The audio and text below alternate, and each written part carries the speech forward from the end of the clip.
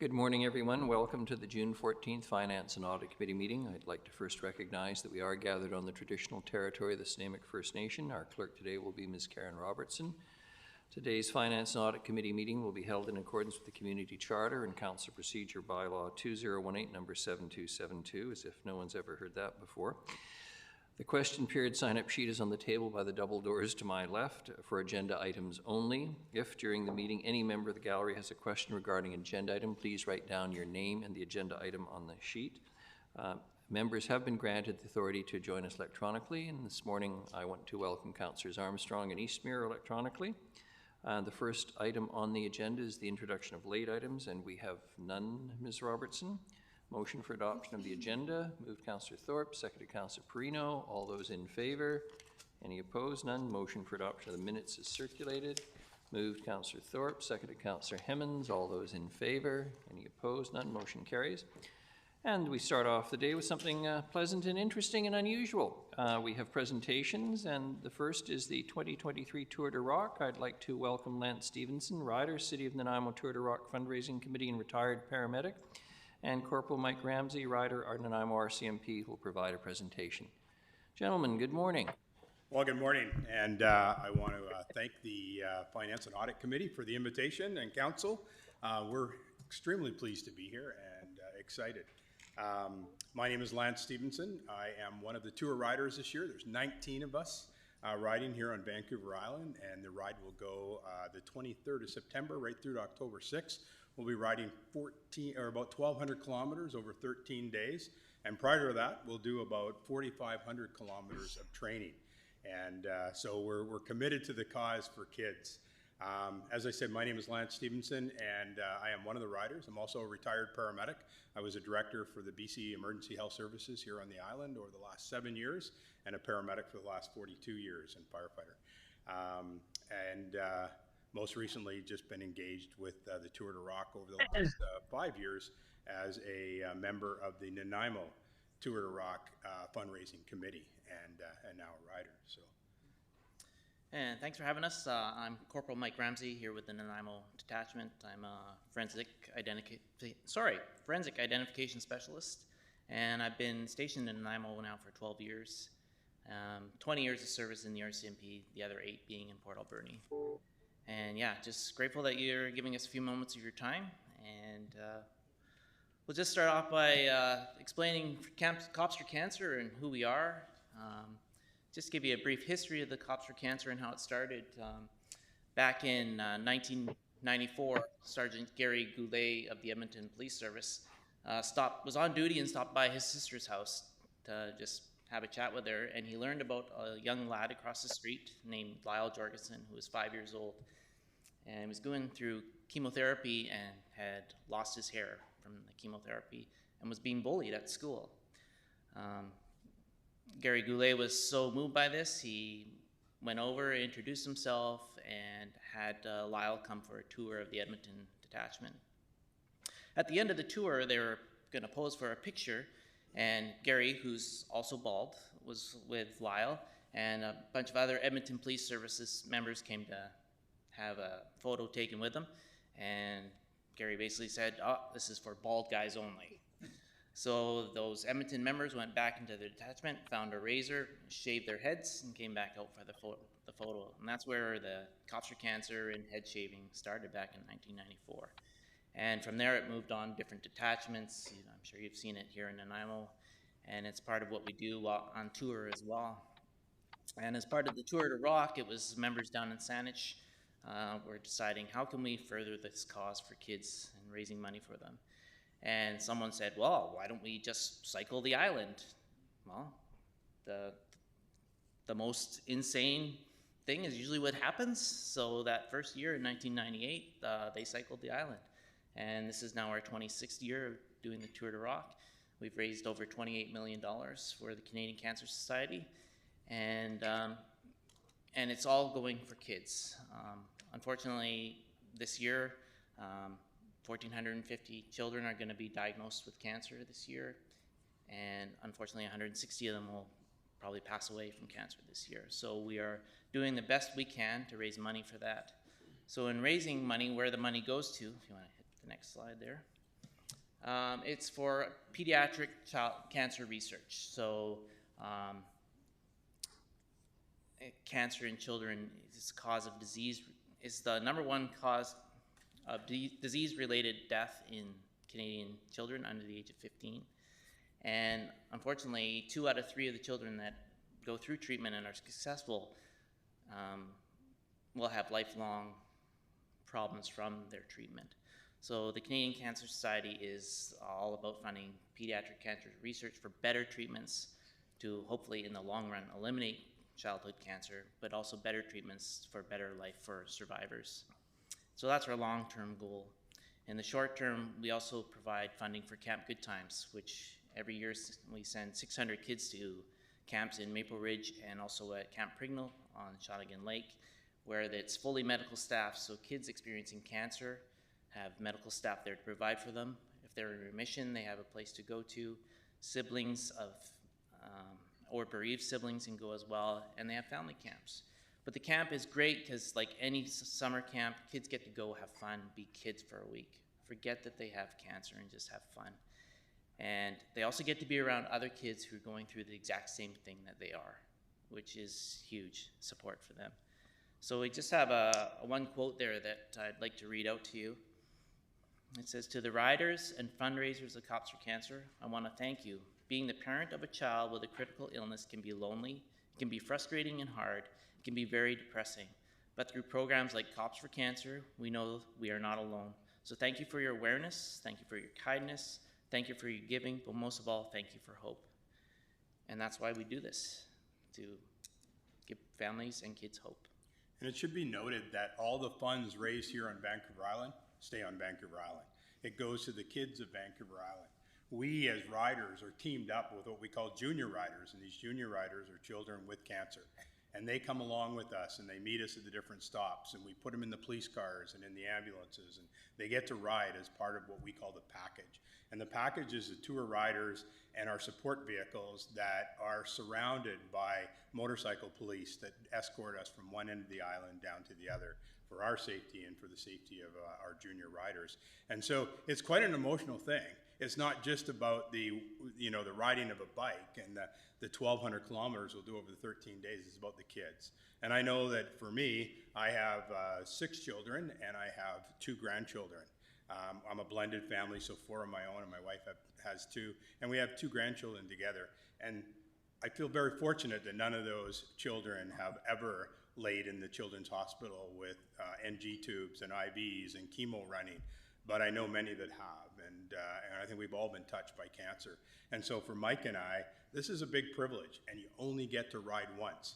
And this is the year we get to ride, so we feel very honored and very humbled to be part of that. Just a few statistics. Our goal is $1 million this year as a team of 19 of us. We're going to be riding the 1,200 kilometers. They say in 14 days, but in fact, the first day is just getting there by vehicle. So it's actually 13 days. We're going to divide that 1,200 kilometers. We'll go through over 27 different communities, and we're hoping to add more and more communities as time goes on. We'll stop at over 35 schools, and like I say, 19 riders and 12 agencies that are involved this year. So we've got the RCMP, we've got Saanich Police, we've got the BC Ambulance, we've got the Parksville Fire, we've got Courtenay Fire, and several other agencies are involved. This year, our 2 media riders are Hannah Lupine, who is our anchor on Czech News on the weekends and also a reporter for Czech News.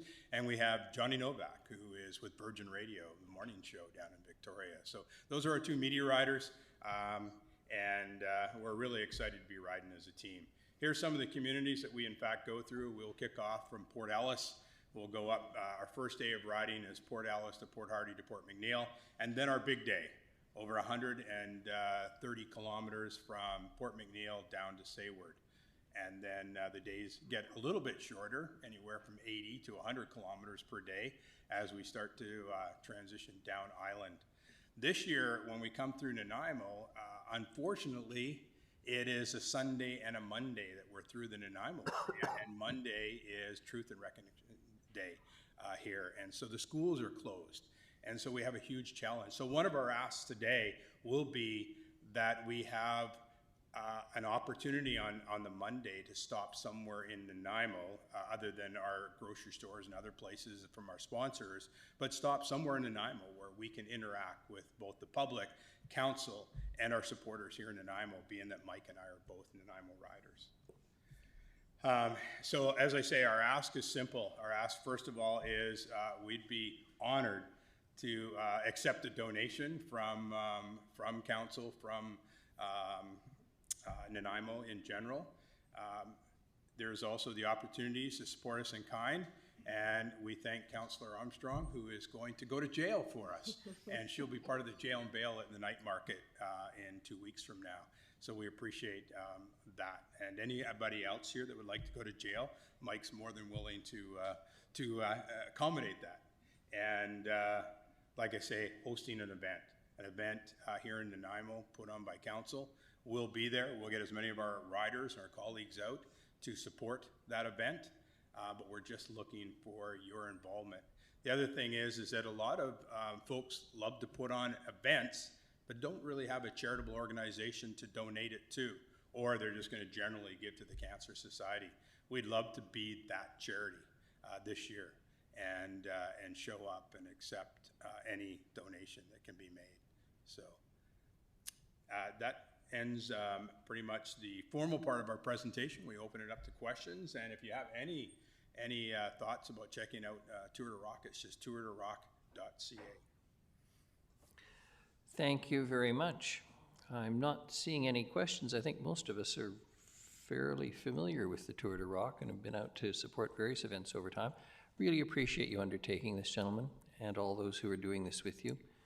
It's very important. I think it's fair to say, as you mentioned, there's probably no family that hasn't been touched by cancer of some kind, and in children it's particularly hard on everybody. It's hard to explain to a small child why they're in hospital and what they're doing there, and the stress it places on their family and parents. So much appreciated. Well done. Thank you very much, and thank you all for your time. Thanks.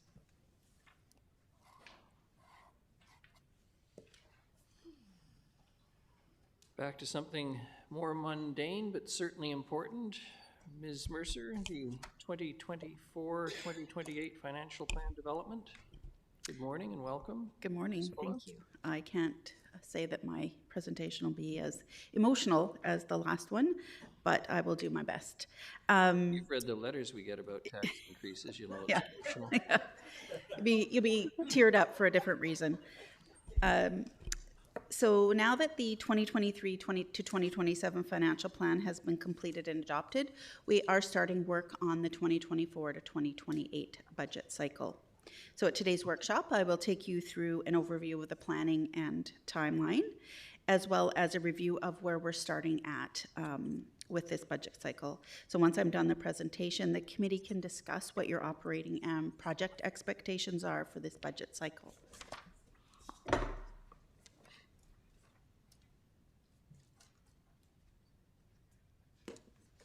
always forget to get the clicker. So first, we'll talk about the proposed timeline. So the budget process starts every year in February with the updating of the 10-year project plan. Oops.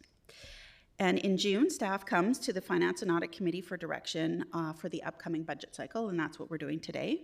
And once we get direction from you, staff starts to work on the operating budgets. So business cases and business plans are developed and updated and are due for completion by the end of July. Operating and project budgets are due at this time as well. So from August to October, all budgets are reviewed and presentation materials are finalized. And in November and December, staff will present the 5-year financial plan and business plans to council. And the goal is to have first rereadings of the financial plan bylaw passed by the end of December. So it's the process is timeline is very similar to previous years. And so with this timeline, adoption of the provisional budget will happen in January of 2024. And then between January and April, the finance team updates the budget with new information and any council direction that's received. And in April, the final budget is presented to council with adoption happening before May 15th.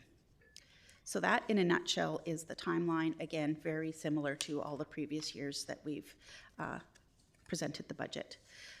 So the starting point of this year's budget is year 2 of the current 2023 to 2027 financial plan. So the projected starting point for the property tax increase is 7.2%. So that's a 1% for asset management and a 6.2% for a general property tax increase. So I will go through the budget drivers of this increase in a later slide.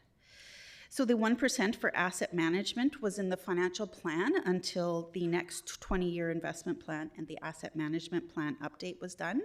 So as we are now done the update, and it will be presented to you today, the 1% will be stopped in the plan, and any recommendation for a percentage increase will happen from the recommendations that come out of that update today.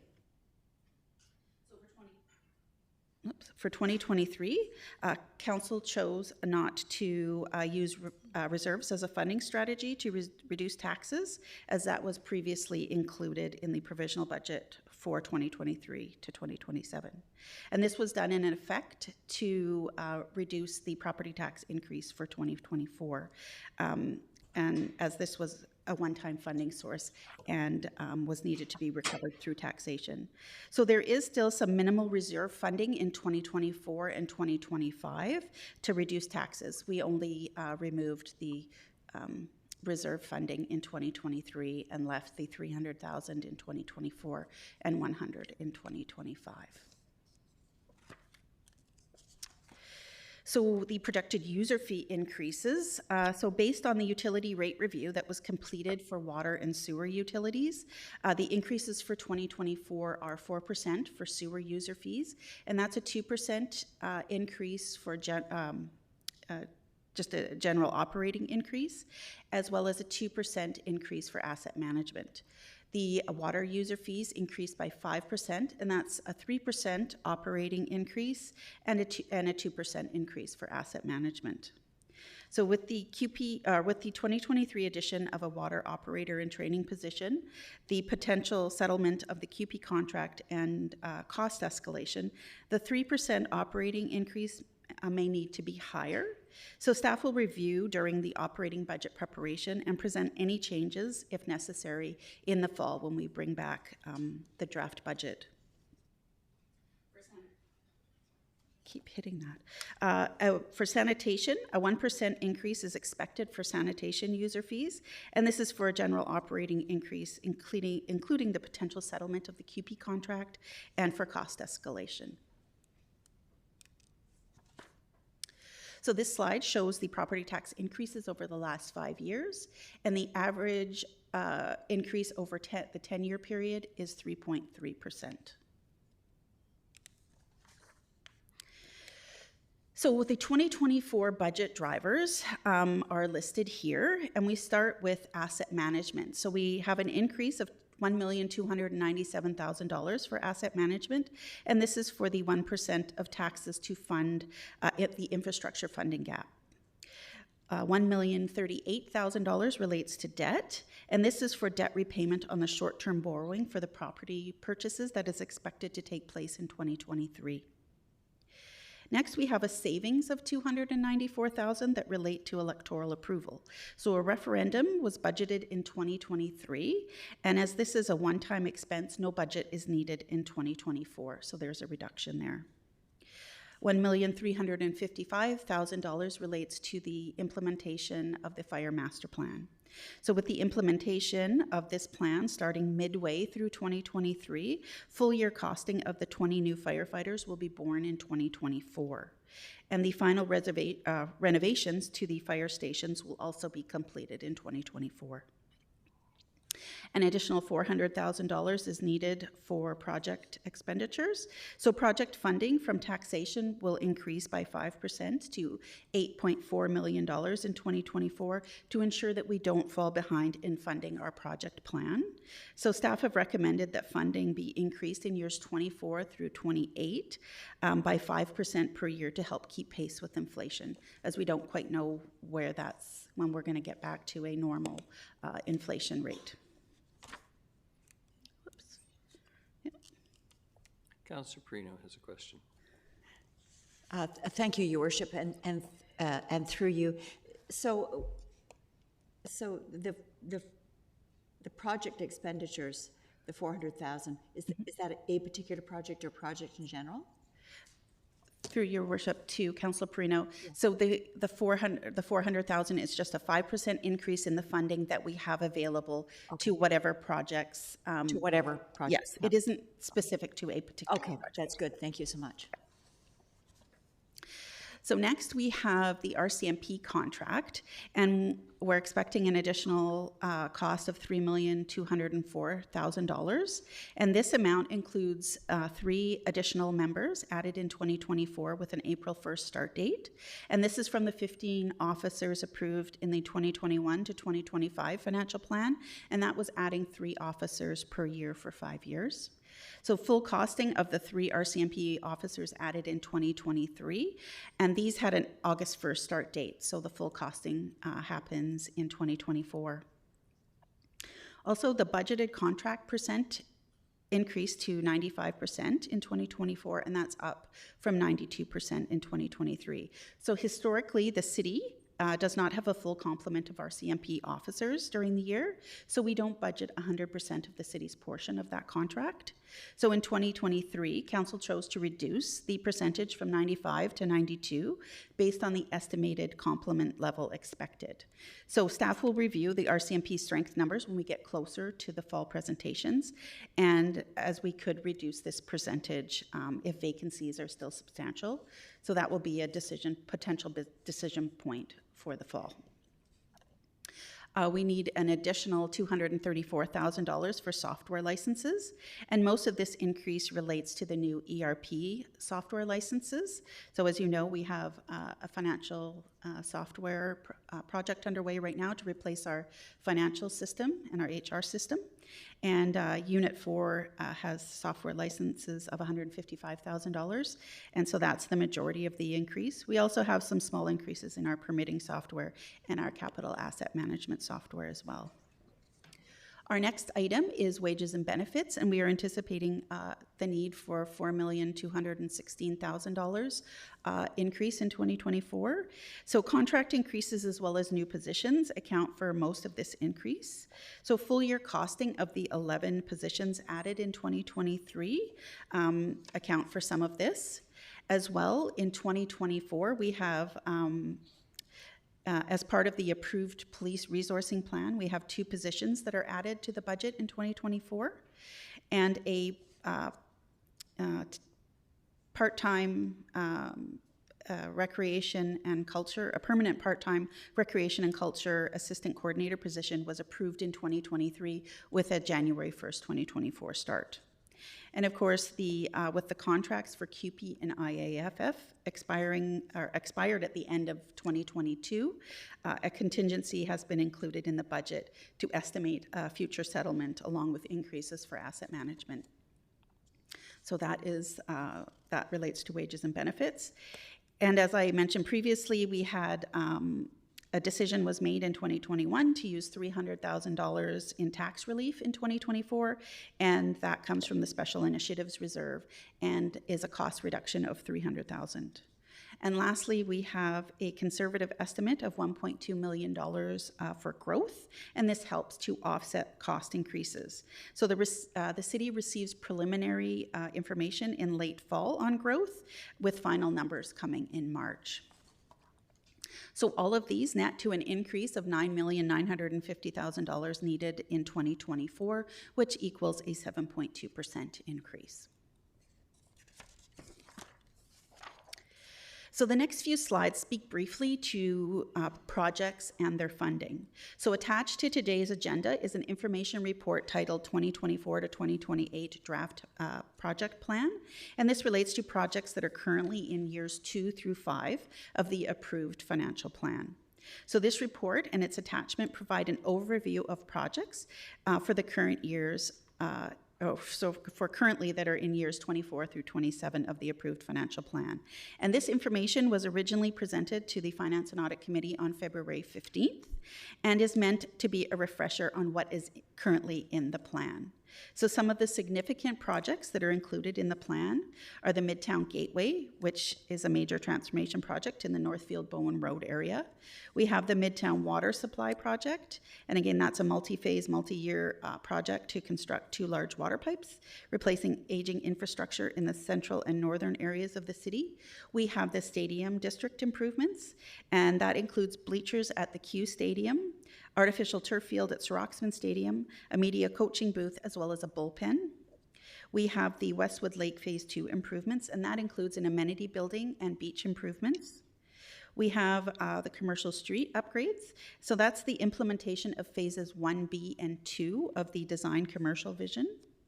And lastly, we have the Nanaimo Aquatic Center mechanical renewal. And this includes mechanical and HVAC upgrades, and it is contingent on a successful grant application. So if we weren't successful with the grant, we would have to revision that project and come back with a different vision for that. Some other smaller initiatives that are included in the plan are the pedestrian unallocated budget. So that's an annual $300,000 budget for these projects. So an additional $700,000 has been added for 2023, and a report will be coming to a future Finance and Audit Committee, I think July, to determine what projects will you decide to proceed with.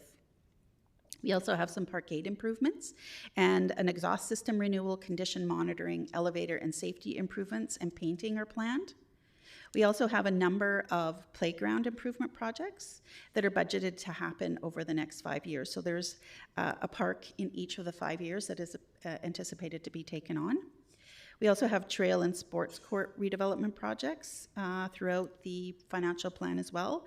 And these are trails, tennis, and volleyball courts, etc. We do have several condition assessment programs, and these are annually funded and include condition assessment programs for utilities, park amenities, as well as facilities. And the last one I'll point out is sustainability projects. So there are a number of annual sustainability programs that are included in the budget. So Community Environmental Sustainability Project program, or grant program, the COOLIT program, the EV Charging Infrastructure Rebate Program, and the Home Energy Assessment Rebate. We have some other initiatives in the budget that aren't annually funded but are still in the budget. We have a building retrofit roadmap, a retrofit support program, a city plan monitoring strategy, and an Nanaimo e-mobility home strategy. So there is a lot of different things in the project plan, and these are just a highlight of a few of them. So this is an opportunity for staff to seek direction from the committee as to what direction, if any, you would like to see incorporated into the upcoming 2024 to 2028 draft financial plan with regards to projects. So we can go through the entire presentation and then talk about what direction you would like, or you can ask questions at any point. It's up to you. So there are many factors that are considered during the development of the project plan, as city always has more projects than we have funding for. So staff have many competing inputs to consider, such as condition issues, strategic opportunities, risk, better information, etc. On top of this, we still find ourselves in a challenging economic climate, and the construction market continues to be volatile, and along with inflation and supply chain issues, this makes it difficult to accurately budget and deliver a project.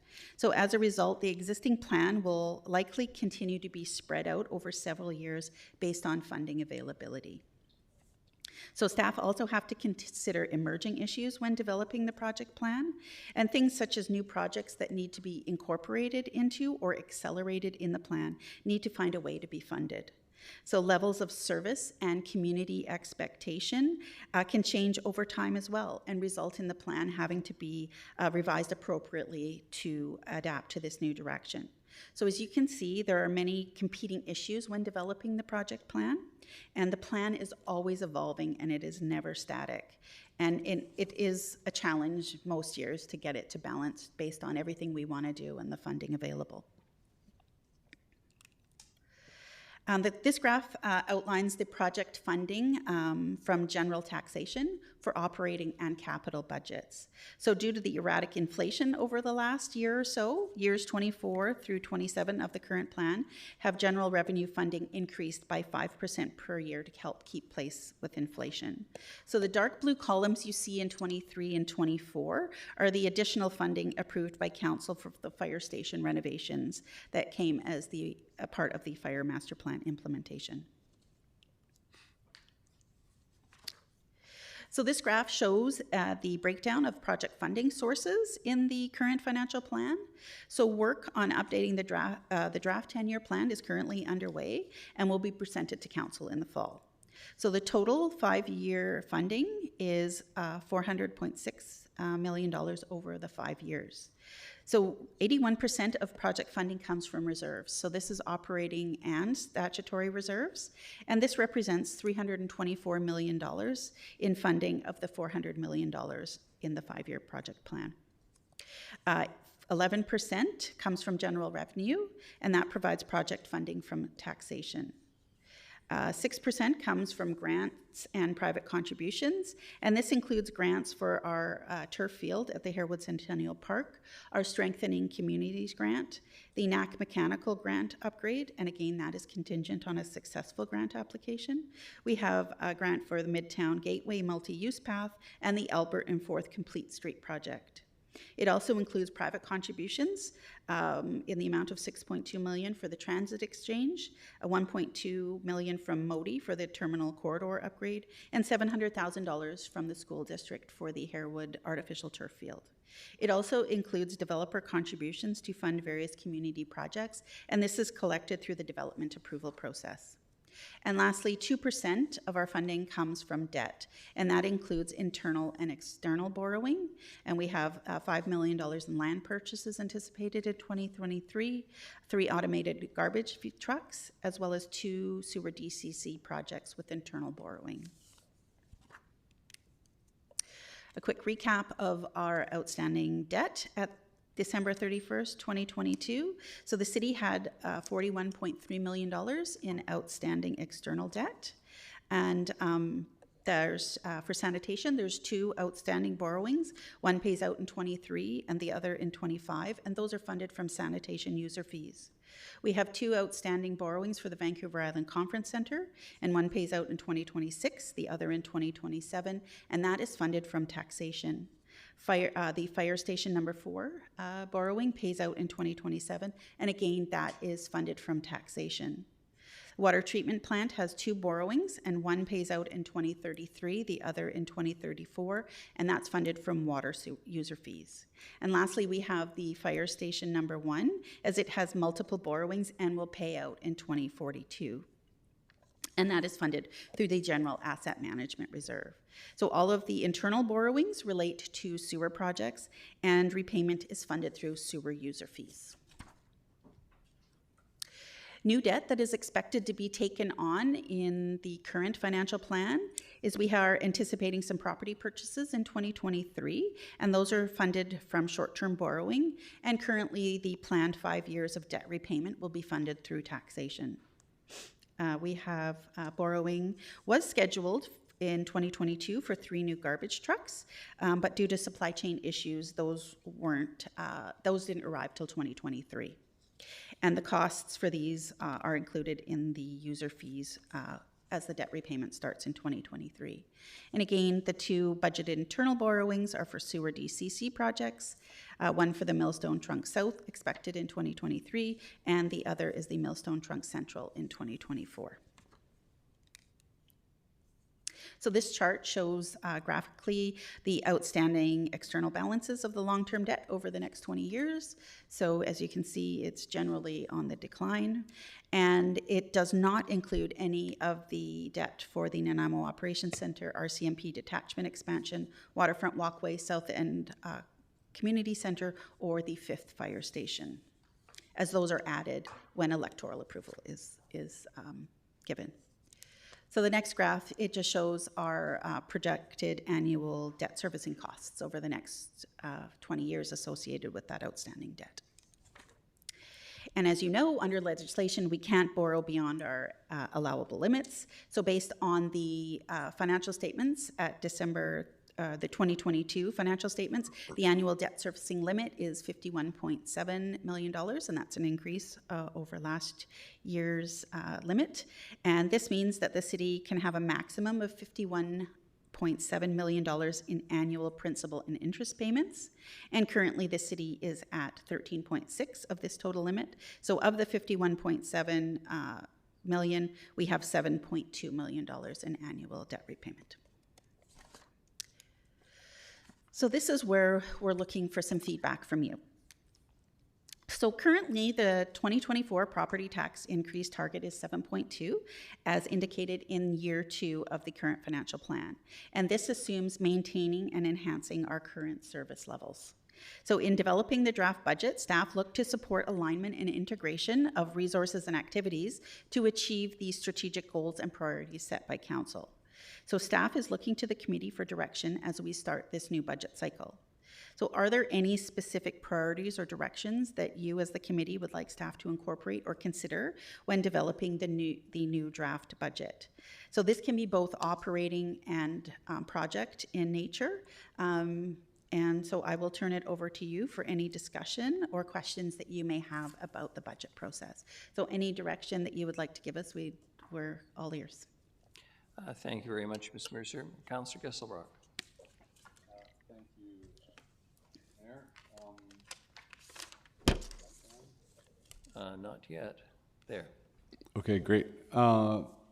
Just, I'm not sure the exact process. I mean, this is probably an initial conversation, and you know, if there more formal motions need to be made, I guess we can do it. But I just was looking at the section on you know, emerging issues, and one project, I know that there was some direction last council to meet with the Bevan Park Farmers Market folks. I know they were looking at doing some painting and maybe some adjustments to the Centennial building. I'm just curious sort of where that conversation is at, and if there's any more information on sort of the emerging issues around the farmers market. Mr. Harding, please. Thank you, Worship. Councillor Gesselbrock. So the conversations with the farmers market is ongoing. I guess what I would add to that is that with the Bevan Park Master Plan, there are some improvements there we have not brought forward that could still be considered, and particularly of adding some new built multi-purpose type facilities that would support farmers market and other uses. Those are things we'd like to get forward to council. We don't have it in the current 5-year plan, but there's definitely, as council knows, demand for newer, more amenities in the community, and particularly in the Bevan Park area. But those generally on those conversations with the farmers market for the existing building they're using, which is the Centennial building, those are ongoing. Some of those could be, I think a lot of those are operational type of costs. There may be some capital costs with that, but right now we don't see anything over it. Just maintain some of those issues or can be continued with our operating budget. Is that Okay, great. I think I'll follow up a bit more and just sort of. Your worship, I would recommend that council have a discussion around Bevan Park, period, and get a refresher on the master plan and the opportunities moving forward. There's various moving parts in that park, and there's opportunities, and you know, everything from pickleball to refreshing and significant facility improvements required to sustain the building, the refresh of the farmers market, everything that's attached to that property has a ton of potential. And I know Mr. Harding and I have been talking about having you rebriefed and have that chance to talk about all the issues attached to that park in the coming you know, months. So I think I would recommend you do that. Great, yeah, the farmers market situation, definitely something I'll follow up with, and you know, if there's anything to bring forward, we can do that in the next meeting. The other question I had was just around, there's another slide there on emerging issues around the urban forestry, just capacity for, moving beyond just tree risk management and looking at renewal of some of the areas that require within the parks. And just, I know it's tied in with, part of our official community plan. One of those items was to look at the urban forest management strategy. So I was wondering if you just expand upon that and, what type of direction or would you be looking for to more fully address that challenge? Thank you, Worship, to Councillor Kesselbach. We want to do another session with council on all things, we call them all things trees. We hope to do that in the fall. But prior to that, under our staffing strategy, particularly with Parks, Recreation, and Culture, we are looking at a couple of business cases to come forward for this budget cycle for some staff dealing with our natural areas. And with that can be, could either be arborists or other staff that can deal with the large amount of natural areas that we have, with, of course, with the tree management side of things. So we do plan to develop some business cases for this cycle with some staffing increases in that specific area. Okay, thank you. Yeah, as feedback, I'd be definitely interested in seeing those business cases for this upcoming budget cycle. And then finally, and this is something, I may maybe request more formal information on, but may follow up with an email, is just looking at the state. I know there's been discussion in the past of a minimum cycling grid that allows access between downtown, VIU, the hospital, and connecting the major urban nodes. And I'd be interested in just sort of where are the gaps, where we're at in sort of completing that minimum grid, and what is the current timelines within our infrastructure project plan of completing that, to that information be useful to better assess sort of the level of effort that we're currently putting in on that. Thank you. Thank you very much. Councillor Thorpe and then Councillor Perino. Thank you, Your Worship. I was just trying to find something I starred here. There it is. Thanks very much for the presentation. I always appreciate the hard work of our finance department and the clarity with which you present detailed information. A couple of comments, and recognizing that council is just seeing this basically for the first time, and I don't have any specific direction to give right now, but a couple of thoughts in general, if I may, Your Worship. First of all, our starting property tax at this point of 7.2%, we've been aware of that for some time. I personally would hope to have something lower than that when we come to approve budget, and that might be a real challenge, but that's my personal preference. We've seen in recent years, as one of your graphs showed, that property taxes have been relatively high. There was 1 year of 2 point something, which brought the average down greatly. But anyway, that's just my personal thought. So any new positions, any new staff positions, I will be wanting to examine closely, because that, of course, will affect the tax increase. I support the 1% asset management levy, which I hope to see us continue.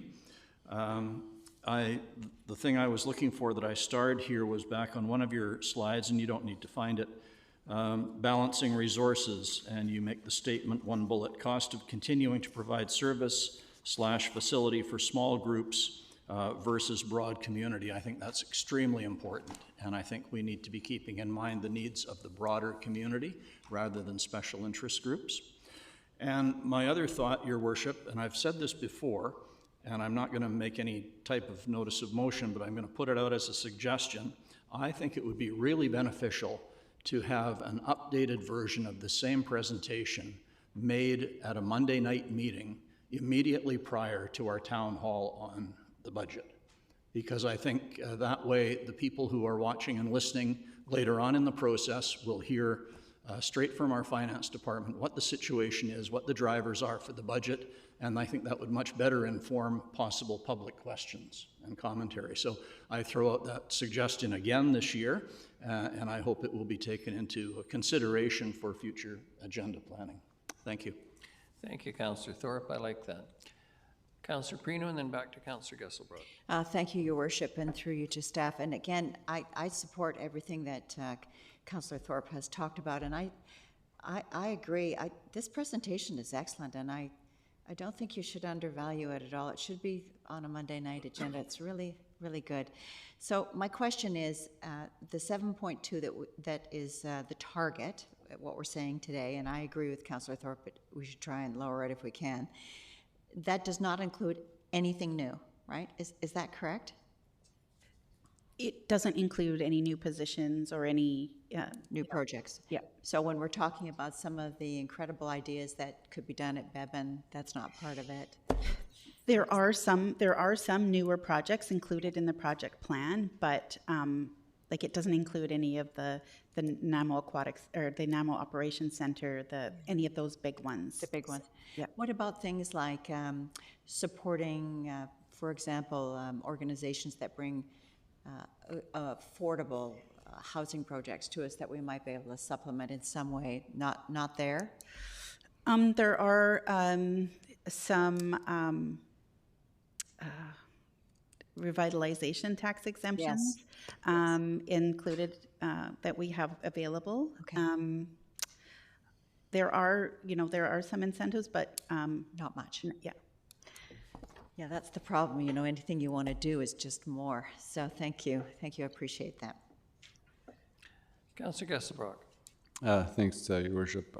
Just a question for in this presentation, it was the highlights of sort of the larger projects, and that for the full list of the potential projects, would that be what was provided sort of in our 23 to 27 binder, that we could see like even the smaller items? Yes, that's correct. And if you had any specific questions about anything in the plan, you can reach out and we will provide that to you. Okay. If there's any specific area which you want more detail on, we can provide that. Okay, great. Yeah, and I think one particular project was raised by some folks at the Bevan Neighborhood Association thing. I was just curious sort of where things are at with the boathouse, and if that is included in this current capital project 24 to 27 plan. Thank you, Worship. Councillor Gesselbrock. We hope to come back to Council at the July Finance and Audit with an update on the boathouse. The boathouse right now is in the budget. I think it's at $5 million. It's already in the 2023 budget, $5 to $7 million for the project. With increases in costs, we know before we go out to tender it's going to be higher, so we do want to come back to Council with some options and some thoughts of which way they want to proceed. And we hope to bring that back in July for consideration. But it is currently already budgeted. Great, thank you. And just about keeping the taxes low, I'm really grateful that we're starting off at 7.2 and not 8 this round. Thank you.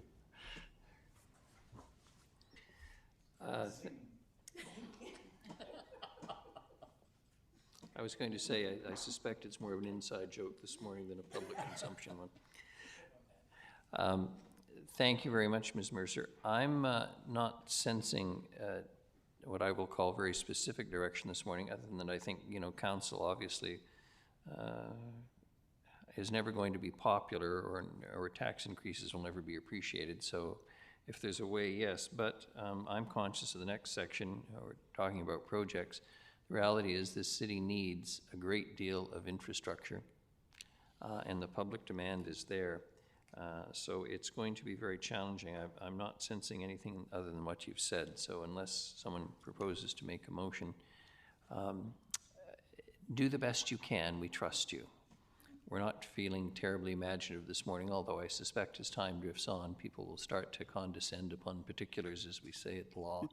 and figure out. I mean, Councillor Gesselbrock has mentioned a number of things that are ongoing and are of concerns. I mean, you know, one of my standard ones in response to the concerns around bike lanes is we should be putting money into having places to park those bikes safely, because the whole thing becomes meaningless if people are taking their bikes to various locations in the community and can't leave them safely parked, particularly those more expensive electric assist, etc. So, Mr. Rudolph. Your Worship, this is probably my last time to talk about budget. I just wanted to mention, and remember, FCM, UBCM, Mayor's Urban Caucus are all advocating for change to the fiscal model that municipalities are working with, and all the municipalities are finding the same challenges of kind of filling voids that government are not providing the services in, and that sort of broadbands our scope of service is that we're finding ourselves involved in.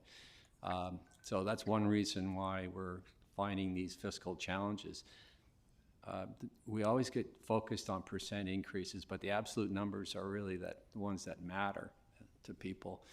And we're not back to we're still not where we need to be fiscally, I think, in this municipality, based on a long period of time where we weren't funding things in a sustainable way, be it for capital. We have $4.8 billion worth of book valued capital assets, and it takes a lot of money to manage that, and we're trying to, everything that's coming out of the finance department is intended to try to build us into a sustainable fiscal model, but it just feels like we continue to sink further and further down. We're not the only municipality in that realm. So, and there are a number of assumptions built into the 7.2, as you saw, that you could discuss, you know, the 1% for asset management, going from 92 to 95% for the RCMP, the recommended additional funding for the general capital of another 400. These are things that are recommended by staff, but council ultimately has the final say on that. We grow a small town a year, I say. It's like 2% of our population, let's say, is over 2,000 people. That's how many staff are generally attached to a small town. So so yeah, the business cases are being developed. We're going to be discussing them, and they'll be provided to you, all of them. They never are all funded. In fact, they get filtered down by SLT to something that we think we could defend. So there's a, you know, so we're in this, and I think what the mayor has been saying, and I think council, is they want to get other things done in addition to just maintaining the systems that we have, but we have to look after our systems first, and then it's not nice to haves. I don't know why a wellness center is a nice to have. That should be a need to have for a community, really, when you think human health and that type of thing. So it's a thought process. So yeah, there's going to be some really interesting conversations and challenges about funding a lot of the things that we all would like to do, and being careful and prudent about that, and having a process that delivers is going to be important over the next few years. So I just wanted to say that, you know, it's not going to be easy, and I don't see it the foreseeable future any huge improvements unless we get large unconditional grants from the federal government or something like that, which is apparently on the table based on what I heard at FCM. So that would be certainly nice. But you can't rely on grants to run a government. You have to have sustainable funding. So that's why sponsorship, that's why our fees and charges review, that's all these things are all part of it. So anyway, just wanted to say some general comments. Thank you, Mr. Rudolph. Great, thank you, Worship. Yeah, I think the financial pressures are probably only going to increase from here on out, and I think, you know, increasingly orienting to putting the pressure on looking at new financial models, and I know that's sort of top of mind at UBCM and FCM, and something to, you know, put some energy into advocating for. There's an email sent from Councillor Eastmere, and she just asked to read it out because I think she still is missing her voice. So just use your imagination right now. So I'm reading off of the email. As far as the draft project plan, I feel I'm not seeing enough around community connectivity, i.e. active transportation, more projects like Metro, bike lanes, multi-use paths. I thought Metro was our new gold standard, and that plan was to do the same in other key areas. And following the discussion around the housing needs report, I feel like we need to be prioritizing the recommendations acquiring land for affordable housing projects, considering we can co-locate affordable housing when we're building new institutions like community centers or fire halls, and considering whether we need to if we need added capacity around dealing with permits at the staff level, since that was an issue identified by the housing needs engagement surveys, and the logistics on the staff side may become more complex as we look to bring in enhanced zero carbon step code. Thanks. Thank you for reading those comments from Councillor Eastmere. As I jokingly said, there's nothing worse for a politician than losing your voice. I see a sage nod from her on the screen. Any other comments? I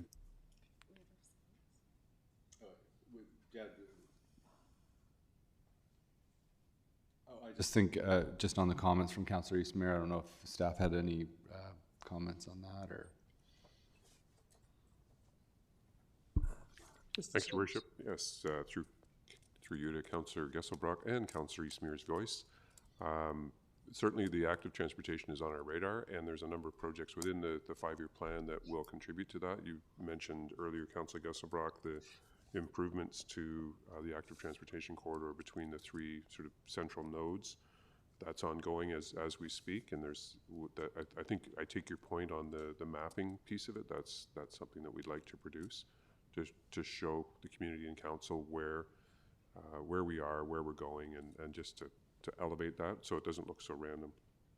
The other piece is that in July we'll be back in front of council. I believe we're targeting the Finance and Audit Committee in July to talk about the potential for further active transportation, the pedestrian unallocated, and sort of all things around that element. So that's a good time to talk that one through. Great, thank you. And I have a follow-up question from myself, if it's okay. Okay, through you, Worship. With just around housing and affordable housing and sort of the pressures that we're facing, I know there is some unallocated capital. I'm not sure if the grant that we received from the provincial government, I think it was $16 million. I know there was some discussion on how that would be allocated, and I think we moved to sort of not allocate that directly as the staff report. I'm not sure exactly where that landed, but I guess my question around affordable housing is there items in the project plan around land acquisition? Would that show up in this project plan, or would this is that a separate conversation and spreadsheet? Through the chair to Councillor Gesselbrock. So in the financial plan, we have funding every year for property acquisition. So we had a base amount of $600,000, and starting in 2023, that increases every year by 2%. So every year there is funding in the budget for property acquisition. And then we also budget if there's specific property identified that is related to capital projects underway. For example, if they need to acquire land for a new infrastructure they're putting in for roads or that, we do budget for that. And then of course we have our property reserves for opportunities that come up during the year. Mr. Rudolph. Your Worship, the subject of housing is big. Obviously, you spent a great deal of time on Monday learning and talking about and hearing about a number of reports. There's going to be additional reports provided to council in the coming weeks on various subjects. On specific property matters, that will be dealt with in closed. And there may be an opportunity to flesh out over the course of time what our role is in the housing process, in addition to what we're doing now. So staff have been having ongoing conversations with BC Housing, and so there'll be some reporting out on that, and a refresh on our current agreements with them is due. And of course, council's been advocating for an update to our MOU with BC Housing because of the buildings that are now finally being constructed that were in the original 2019 MOU, and then an updated version of that. So I think, and I would recommend that you spend time over the next few weeks on that. And so our housing strategy is important to understand what we are doing and what our role in that is. Typically, municipalities are enablers, not builders. So that's a basic rule of thumb. So what can we do to enable a wide spectrum of housing? And it's no more than just the social housing component.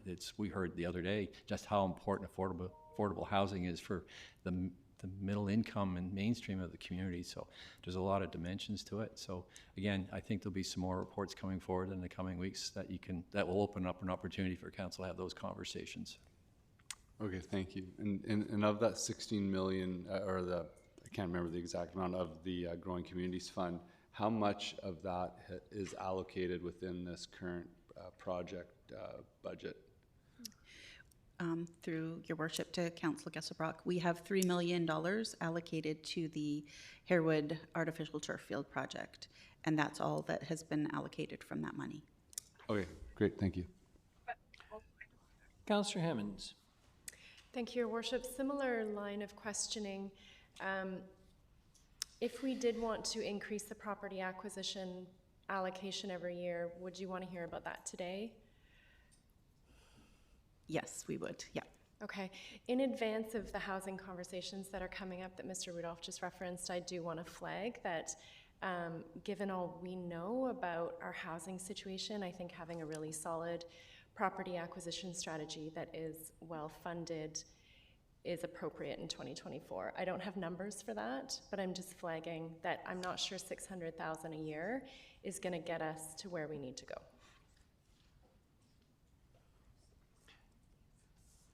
Councillor Preet. Thank you, Your Worship. Just asking an additional question to Councillor Hammond's comment, which I agree with. I'm just wondering, when we talk about property acquisition, there's also other opportunities that we may have that would definitely be a cost to us, but for example, offering more incentives, in the housing market. So when I'm trying to find the wording for it, but so when opportunities come to us for a suggestion of more affordable type, so incentives that we may offer to make it better. So again, I'm thinking about the presentation that we had several weeks ago from the Bolinas Society, and just what they're trying to do and how they're trying to make it work, and what other ways could we assist to help in that particular type of supportive housing. So I'm not talking about regular market housing, I'm talking about anything to do with supportive. So, and it might be BC housing, it could be different things, but I just want to make sure that it's not just property acquisition, because I definitely agree with Councillor Hammonds, but are there other things that we could do to help to incentivize the development and building of Mr. Corsi. opportunities? Thank you. Great. Yeah, thanks, Chair, to Councillor Perino. So certainly in our existing MOUs with BC Housing, we do have commitments from the city to partner on works and services and servicing. So those have been included. So I think as we're updating this MOU, there's a chance to maybe look at a broader perspective, not just supportive housing, but we can certainly have those conversations and see how we can help make it a bit more fluid for non-market housing to come onto the market. So yeah. Excellent. Yeah, and just Chair, through you, the property acquisition budget's been very consistent for the last 20 years, and I think we've done a good job of using it. But certainly, right now, I know we're seeing lots of demand for additional parkland acquisitions. We're seeing additional requirements for housing and for capital projects. So certainly, from a staff perspective, some additional funding there would not go amiss. So yeah, thanks for raising that. Your Worship, on adding to that, I think staff are proposing to bring forward some sort of opportunity for a refresh of our property acquisition strategy, because housing is certainly not the main street of anything that we do currently. It's mostly around other things, and we have demands for, are we going to be trying to buy more green space around lakes and waterfront? Are we going to invest in the downtown, like Surrey, that became their property focus, to build their downtown? There may be a variety of things in the suite, so I think it would be well-intended to figure out what you want to do and then figure out the tools to do it, including, these ideas around development corporation and that type of thing, because now we're coming up with a solution without really defining the problem. And I would suggest, there's an array, and how much is it going to take, what are the goals, and how much is it going to take to actually fund those types of things? So housing is clearly becoming a very central issue, no question about it. But there are other needs for property acquisitions and opportunities, and I think you'd be well versed. And I agree, 100%. The 600,000 should have been upped, increasing every year, because it's not even remotely close to what we need to do what we need to do as a municipality. We're not land rich. We're very land deficient in terms of, apart from some of the larger parks. So I think you'd want to have a refreshed strategy and talk about the things that you want to focus potentially property acquisitions into, and ensure that you are funding it properly. Or, that's really a good point.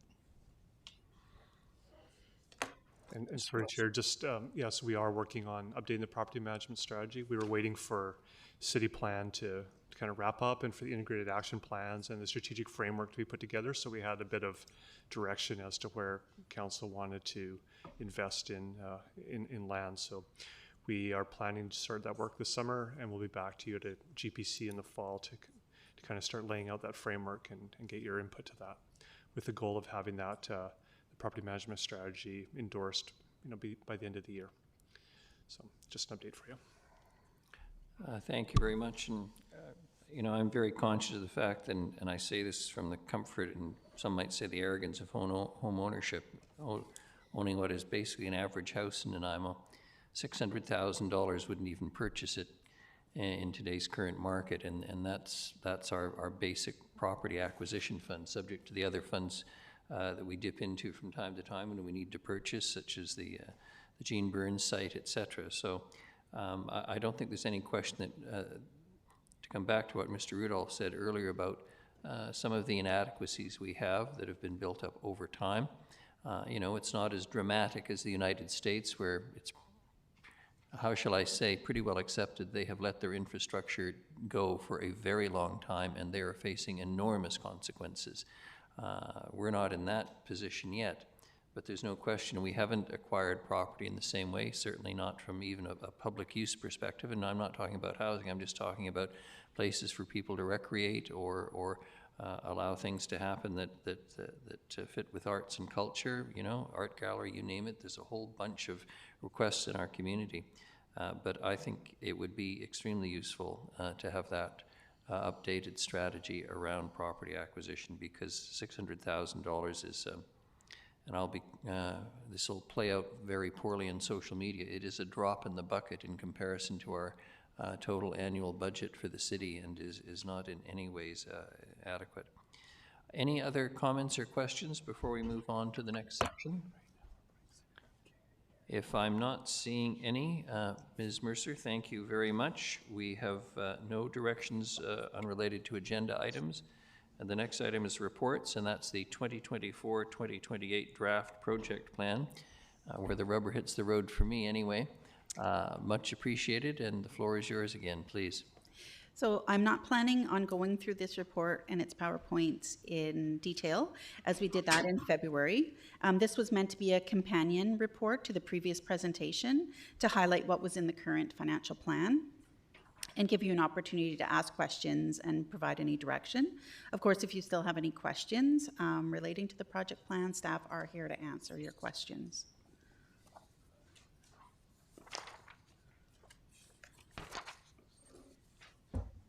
I'm not seeing any questions from people yet, but look, I think for the benefit of the public who's not going to be reading the report, I think it wouldn't hurt to mention some of the larger projects that we've talked about and anticipated cost, and some general idea of the impact it would have on borrowing. As you pointed out this morning, and as I continuously remind people, we have done a very good job in terms of not expending our annual revenue on servicing debt, because we have borrowed so little. But the flip side of that is we don't have a South End community recreation center, we don't have a seawall, we don't have a new knock yet, we don't have another fire hall where it may be appropriate. So I think it's worthwhile having, at least from the public's perspective, a bit of an update for those who weren't paying attention in February when you presented it to council, please. Right, so thank you. So some of these significant projects, which I just highlighted in the previous presentation, and these are the bigger projects that are currently in the plan. Again, the Midtown Gateway project, Midtown Water Supply, that's a major water project. We have, improvements to the stadium district, so bleachers at the Q Stadium, artificial turf field at Sir Roxman Stadium, media coaching booth, as well as a bullpen. We have the Westwood Lake Phase 2 improvements, so that's building off the improvements that were just done to the parking lot, et cetera, and that includes an amenity building and beach improvements. We have commercial street upgrades, so staff presented the design commercial vision last year, and this is the implementation of phases 1B and 2 of that plan. And then we have, the project for the Nanaimo Aquatic Center mechanical review, and that includes the mechanical and HVAC upgrades. And of course, again, as I mentioned a few times, that is contingent on a successful grant application. So those are some of the bigger projects. There are a lot of condition assessments, redevelopment plans, studies. There are active transportation projects. We could spend all day talking about all of the projects that are included. And Ms. Fulla is currently compiling all the data from the departments. And again, we have a lot more projects than we have funding for. So then the matter of going through all of those and kind of processing which ones are more urgent than others. It is a long and arduous process with a lot of meetings that happen. Just to include everything that this growing community does need. Again, as the mayor said, this plan does not include any of the major capital projects that are up for under development, and those would be considered to be funded through debt, and that could have an impact on taxation. So we're trying to balance all of those demands out and not place too much burden on the taxpayer, and it is a balancing act. I don't know, is there anything we'd like I to? want to ask a question just for the edification of the public. The Midtown Water Supply, when initially approved by council, was supposed to cost what, and now we're looking at how much more? And that's an absolute, the most basic thing that we do. To make sure you have running water coming to your house. Mr. Sims. Thanks, Your Worship. I would say that, that project is looking at an additional 10% in the next year or so, another $5 million in addition to the very hefty $50 million price tag that we've seen over last year and this year. So we'll be on budget towards the end of this year. The project team is adapting as they go and trying to keep the costs at a minimum, because it's a staggering dollar figure, and that's very apparent to everyone, and everyone's very sensitive to that. But it is a backbone. It will serve the community for decades and decades to come. Ms. Fulla rightly pointed out that in hindsight, had we known that the project would have gone to this degree, we would have perhaps proposed borrowing for that funding, just for the payment of drawing the payment out over the generations that are going to use it, as opposed to, the current, impacting the current savings account. And just to remind everyone, it's $500 a foot, not including the cost of installation. That's right. Not including the cost of installation, and it's a twin pipe. So every foot's $1,000 without anyone lifting a shovel or running a backhoe or shifting dirt.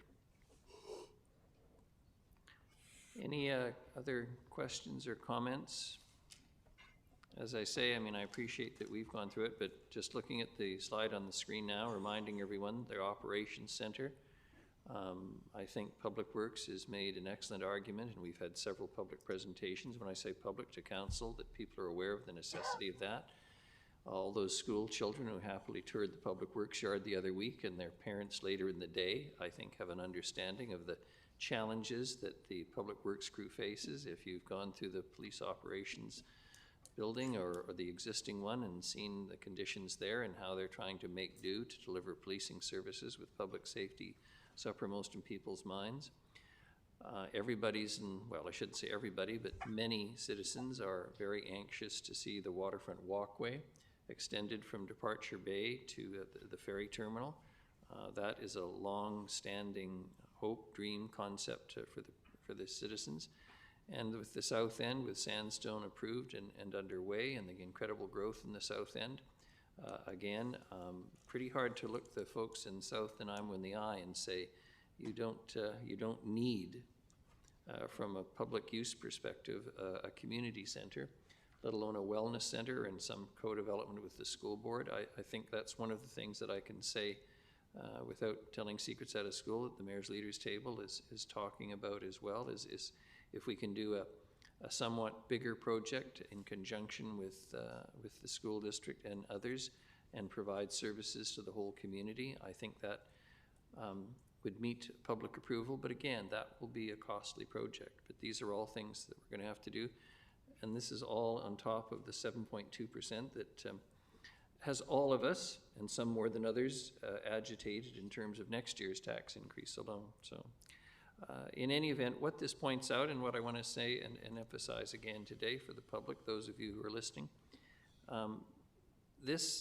people say that sometimes that politicians are driven by the public servants who work for them, etc. But I would flip it and say we are driven by the incredible knowledge and concern they bring to their jobs day in, day out, reminding us of all the things that we have to do and approve and support in order to make this city run, whether it's infrastructure that nobody thinks about until it explodes, as it did on Bowen Road, or they get conscious of the fact that it's a lot longer to get home because of traffic tie-ups or the condition of the roads, or they can't safely walk the children that they didn't have 5 years ago to a school because there isn't a sidewalk, or alternatively, you can walk them safely to school or cycle them on beautiful Metro Drive. All of these things are important. So if no one's got anything else to say, I just want to say to Ms. Mercer and the team and everybody who's listening, thank you for the work all of you do. All right. We've been provided with the overview. I'm not seeing any further comments. The next is the 20-year investment plan and asset management plan update. I'm wondering, Ms. Robertson, should we just take the break now? Would that make more sense? Do you think, Ms. Mercer, it's going to be a little bit here, do you think, or? Yeah, this will probably be about 45 minutes or so. Yeah. If no one objects, I'm going to suggest we take the morning break now for 10 minutes, and then we'll come back and deal with the 20-year investment plan. All right? Thank you very much, everyone.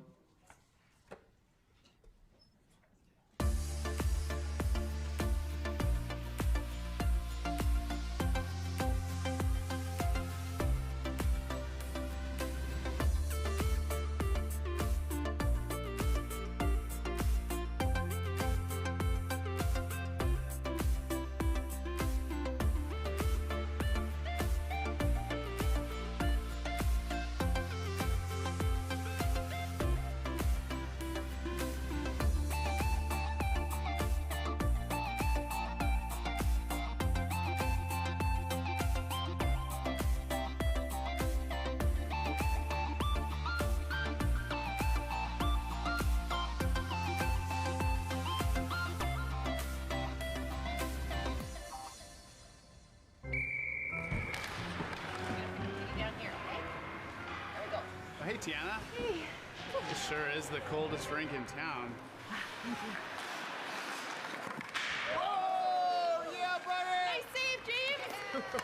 Wow, your goalie is keeping you guys in the game. Cheers. Cheers. Oh, man, that's hot. Sorry, that's the way I like it. Oh. Go, go, go, go, go, go!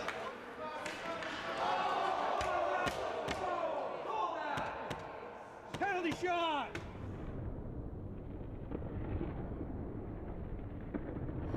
scalds from hot drinks are a leading cause of hospitalization for children under 5. 2 minutes, stand in the front, unsportsmanlike conduct. Hot tea and coffee will cause serious burns to a child in less than a second. Got a kid? Use the lid.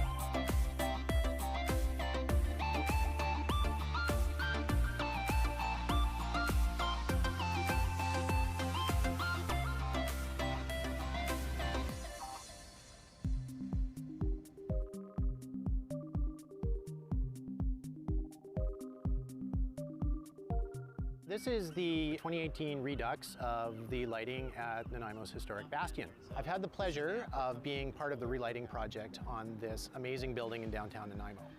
So what we did is we've replaced the original high-pressure sodium lights, which basically did an okay job of lighting up the bottom 10 feet of the building, and replaced them with modern LED lighting that has the capacity to change color.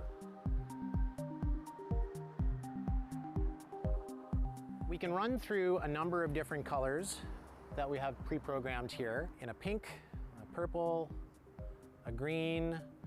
Probably my favorite on here is Rainbow Chase for Pride Week. It'll actually run all the way around the building all the time. With this new technology, organizations can now request that the bastion be lit to promote their cause by going to the City Nanaimo website and following the instructions. Go to Your Government, Bastion Lighting Requests, complete the lighting request form, and submit. You will hear from us within a couple days if your request has been approved, and the bastion will be lit in the colors that you have requested. If you have any questions, please contact the Mayor's office at 250-755-4400. So the next time you're in downtown Nanaimo at night, come on and check out the new dynamic lighting at the Bastion.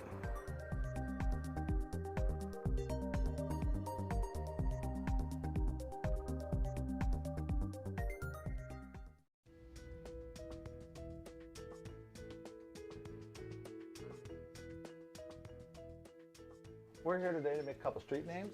There was some vandalism in town, and we're just going to make a replacement. And the roads today we're doing are Dundas Street and Bruce Avenue.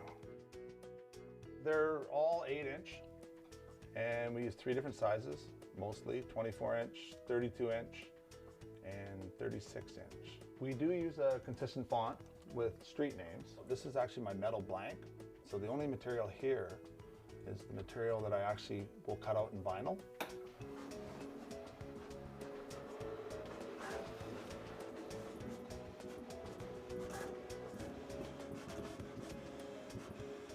From here, we have to take out the vinyl that's not needed, which is the outer. So all we want to do is save the inside borders. From here, we actually have to put a transfer tape on it.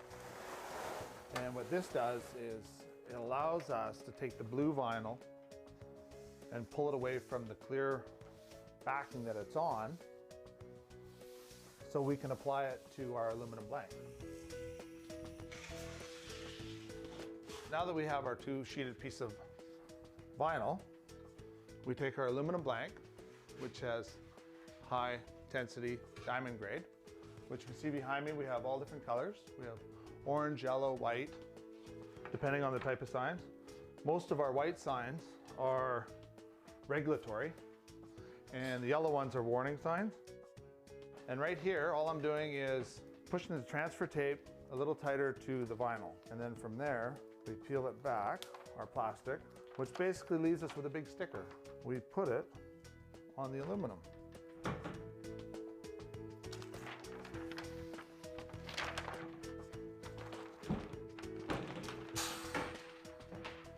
when we're done here, we take our transfer tape off, and as you can see, we're left with Dundas.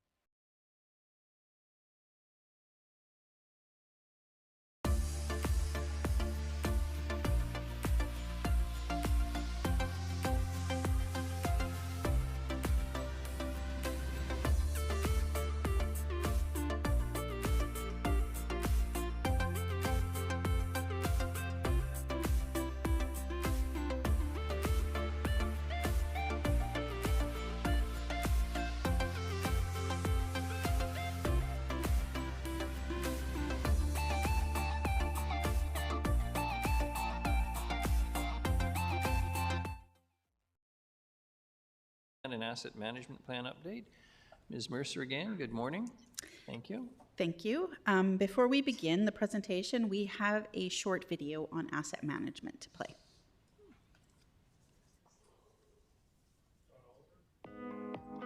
Around every corner and under every corner, the city has assets, infrastructure that quietly adds convenience to our day-to-day living. From the pipes that carry our water and wastewater, to the roads that we walk, cycle, and drive on, to the amazing parks facilities that keep us active. We depend on this infrastructure without really thinking about its upkeep. That is, until something goes wrong.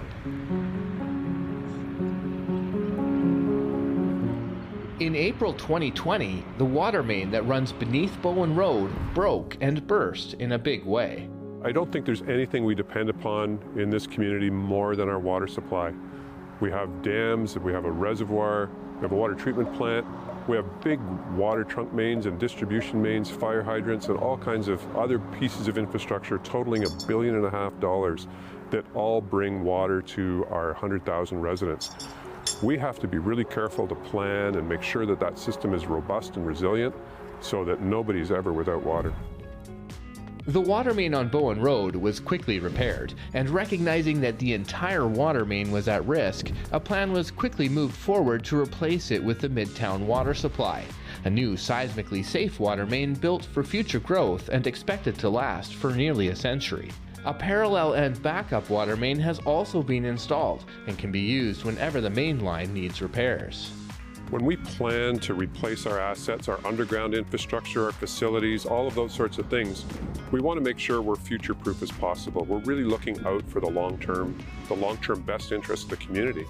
And so we want to make sure that the infrastructure is resilient, it's hardened, and it has sufficient capacity for growth, for unpredictable events such as earthquakes or wildfires. And we want to make sure that we're protecting the environment as much as possible. Making smart, modern improvements and focusing on sustainability applies to all of the city's asset management planning, regardless of a project's scale. As our infrastructure ages and it becomes time to replace it, because that's really part of the asset management life cycle, we always strive to replace with newer technology, more effective, more efficient fixtures, or even enhancing and taking advantage of newer technology. So a few examples would be LED streetlights, replacing the old high-pressure sodium, very environmentally invasive, with LED, much more focused and much less cost of electricity. Another example would be the boilers in our pools. We're getting away from the intensive GHG gas boilers and shifting more and more to electric, and still using the old ones as backup. Another great example that we'd like to point to, it's been really relatively under the radar for the last 10 years, is at our #1 reservoir, we actually, as we fill the reservoir, generate electricity and sell that back to the grid to the tune of about $100,000 a year. Even with the city's best planning, the unpredictable can happen, such as the water main break on Bowen Road. Planning for the unexpected is one more reason why the city maintains an asset management fund.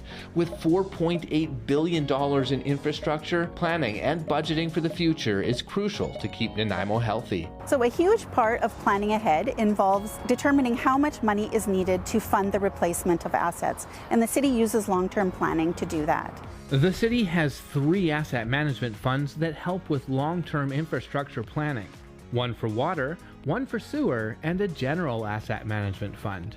So the contributions to the 3 asset management reserve funds help to smooth out the impact on property taxes and user fee increases when replacement is needed. You know, for the last 10 or 12 years, Nanaimo's council's been really supportive in annual contributions and increasing approximately 1% of taxes every year dedicated to asset management to ensure that our funding to replace our old assets remains sustainable. As Nanaimo is one of the fastest growing cities in BC, the demand on our infrastructure is growing right along with it. This makes long-term planning more important now than ever. Without that contribution to asset management reserves, we wouldn't be able to ensure that the services Nanaimo continues to rely on and appreciate and enjoy would be able to be sustained.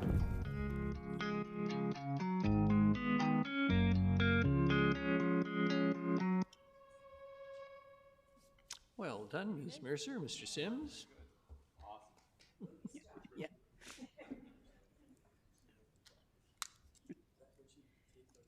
Yes.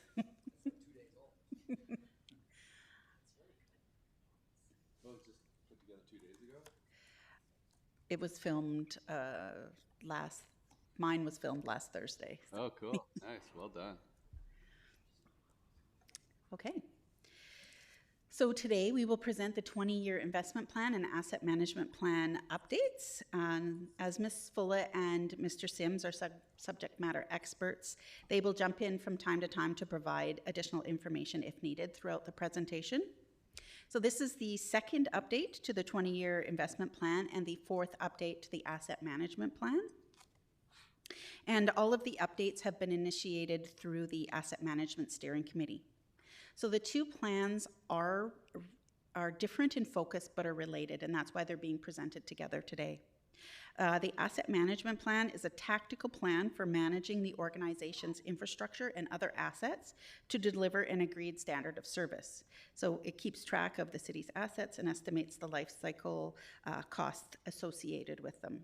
The 20-year investment plan addresses the projected investment needs over the next 20 years and identifies a funding gap.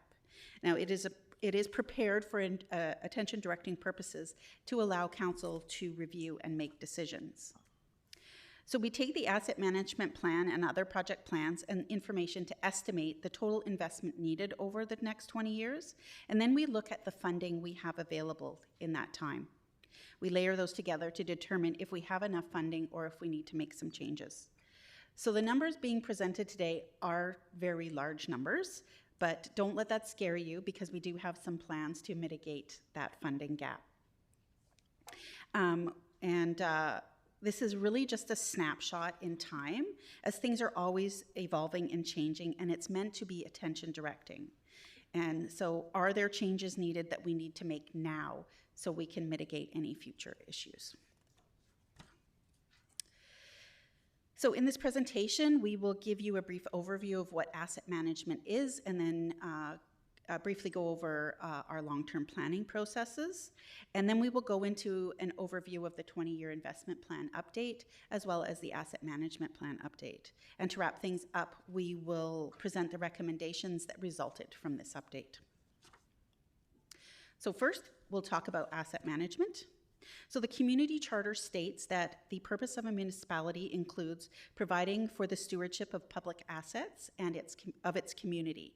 So assets provide a needed and desired service to support economic, environmental, social, and well-being of the community, and the effort to make sure our infrastructure is reliable and sustainable is known as asset management. Sorry. The asset management framework follows the planning process very closely. So we assess our infrastructure to decide what needs to be done. Do we need to renew it, replace it, retire it? And next, we put plans in place and line up resources to complete the work needed. And then we execute the plan. And then we start all over again at assessing our assets. And the cycle is continuous, as asset management is a continuous improvement process. With regards to our Asset Management Steering Committee, we use a bottom-up approach. So the Asset Management Steering Committee has cross-departmental representation.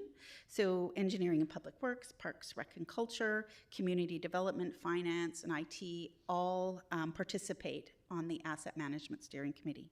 The objective is to leverage current resources and build internal knowledge and competencies. So the asset management really is everyone's responsibility. Council, management, and operations staff all have a role to play in asset management. So a little bit of the history of asset management at the city. So in 2008, the asset management became a higher profile item for local governments as it had been identified that there was backlogs in infrastructure renewal across the sector. So as such, the Asset Management Steering Committee was formed, and it focused on education and training of staff. So the first asset management update in 2010 focused on engineering and public works infrastructure renewal only. And the purpose was to educate and seek council's approval to continue to move forward. The 2012 asset management plan updated included the renewal of all current infrastructure and projected funding needs, and it identified a funding gap. So council approved the creation of 3 asset management reserves, 1 for general and 2 for the utility funds, and committed an annual contribution to these reserves starting in 2013. So these reserves are funding infrastructure programs throughout the city, including the debt servicing costs of the recently completed fire station number 1. In 2017, staff presented the first 20-year investment plan to council that included both renewal and growth needs. In 2018, council adopted an asset management council policy and a new DCC bylaw. So as well, council endorsed the strategic asset management plan. And starting in 2021, a corporate asset management software system was selected and a multi-year project was undertaken to implement it. And of course, we started work on the plan update that we're talking about today.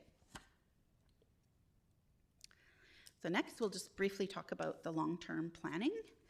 So the goal of long-term planning is to ensure the city has adequate funding in place to support the delivery of the services we provide. It is used as an attention directing tool, as it helps to identify funding shortfalls, and it assists departments in identifying emerging issues and projects for inclusion in their project plans. And it allows us to make proactive changes now to mitigate any problems we anticipate in the future. So in long-term planning, the first thing we look at when we start our plans is the infrastructure renewal plan. So these are the asset management models that tell us when things are going to be need up for end of life, renewal, etc. Then we add on the new or upgraded infrastructure that is anticipated due to growth. So these are DCC projects that are needed. Next, we look at any master plan or strategic plan, and items such as the city plan, Nanaimo Reimagined, and council strategic priorities. And we add any projects or initiatives relating to these plans. So the infrastructure renewal plans, master and strategic plans, as well as the DCC plans, all feed into one document to create the 10-year department project plans. So this is the first step in prioritizing projects, and these are refined for concept, design, and costing. So the closer a project gets to year 1, the more refined and detailed it needs to be. And the first 5 years of the 10-year project plan is used to create the 5-year financial plan. So that, in a nutshell, is long-term planning. So how did we get here with regards to the update we're presenting today? So this has been a mammoth amount of work and was completed by many people across the organization, and some of which are here in the auditorium today. So I'd just like to point out that Ms. Fulla and Ms. Miller from the Finance Department did almost all of the work for the finance side of this project. So I would just like to thank them for all the blood, sweat, and tears that they put into this. So many departments worked together in cross-departmental teams over approximately a 2-year period. So they worked to complete an update of the asset management models with the most recent information relating to inventory condition assessment, key assumptions relating to service life, as well as timing and cost estimates. And then developed a funding strategy. So the outcome of all of this hard work is the 20-year investment plan and the asset management plan updates we're presenting. So first, we're going to talk about the 20-year investment plan. And as I mentioned earlier, this is the second update to the 20-year investment plan, and the first being presented in 2017. So the most significant change and improvement that was made to this update is the inclusion of inflation. So the last update did not. So years 1 through 10 have used the amounts from the 10-year project plan. So these are in at the expected cost with inflation baked into them. Any project that was added in addition to, so outside the 10-year plans, were added with a 2% inflation. So for years 11 through 20, 2% inflation has been used, as this is the Bank of Canada's inflation control target. Now, when you get 10 years out into the plan, we really don't know where inflation's going to be. We wouldn't have thought that we'd be here 10 years ago with inflation now. So we use the Bank of Canada's target, and of course, we update that with every update we come and present to the council. So it is not perfect, but it is an improvement over the last update. And again, this plan is meant to be attention directing. So the city's current funding strategies include annual allocations to reserves. So we have the 3 asset management reserve fund contributions. So it is important to note, as I mentioned earlier, that the 1% general asset management reserve contribution will end now that the update has been presented, as that was the motion that was adopted by council. So any increase for 2024 and beyond will be based on approvals from this report and other council motions. So the funding strategy includes annual increases for water and sewer asset management reserve fund as per the utility rate review recommendations that were adopted by council in 2022. So those, Councillor Hemmons has a question, please. Thank you, and sorry, Ms. Mercer, to interrupt you. I just want to make sure I understood you correctly. So in 2024, we're no longer putting the 1% away. It's going to be specific to what we approve in the plan, and so it will fluctuate. Yes. So what will happen is when I go through the recommendations, we do have a recommendation for a percentage going forward, but just the way the motion was, it was for 5 years or whenever the next update was presented, that's when the 1% recommendation stopped from that update, and we'll go forward with any recommendations out of this report. Okay, thank you. So the increases for sewer are 2% up to and including 2032, and for water, 2% up to and including 2026, and a 1% increase up to and including 2032. Of course, we also have contributions to the IT, equipment replacement, facility development reserves, among other things, on an annual basis as well. We also have developer cost charges, or DCCs, and a review is currently underway to update these DCC rates, so that will have an impact on funding available once that review is completed. So a reminder that only projects identified in the DCC bylaw can be funded from DCC revenues. Annual allocation of property taxes also is one of the current funding strategies. So as I mentioned, in 2023, we have $8 million budgeted for project funding, and a 5% increase is built into the budget for 2024 through 2028 to try to adjust for inflation. So we have assumed that the Community Works Fund will continue at the current funding level and that the type of eligible projects will remain the same. So if this doesn't continue, it will have a material effect on the funding gap that we've identified, but all indicators tell us that this program will continue. We just don't know what the details are at this time. Private contributions and grants were included wherever possible as a funding source.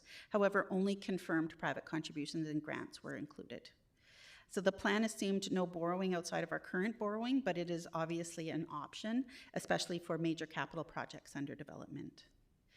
Some other items of note for that relate to funding is the Strategic Infrastructure Reserve, or your SIR reserve, was not used as a funding source except where projects were approved by council.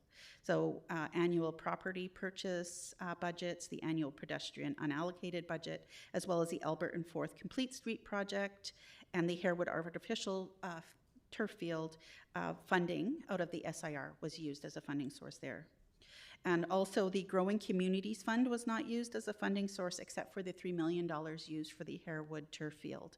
As we weren't sure how that Growing Communities Fund was going to be spent, if it was all new infrastructure, then that it wouldn't fund renewal.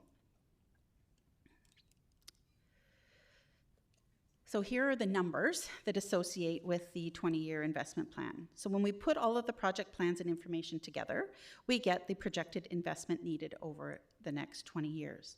So it is broken down into the 3 funds, as you see: general, sewer, and water.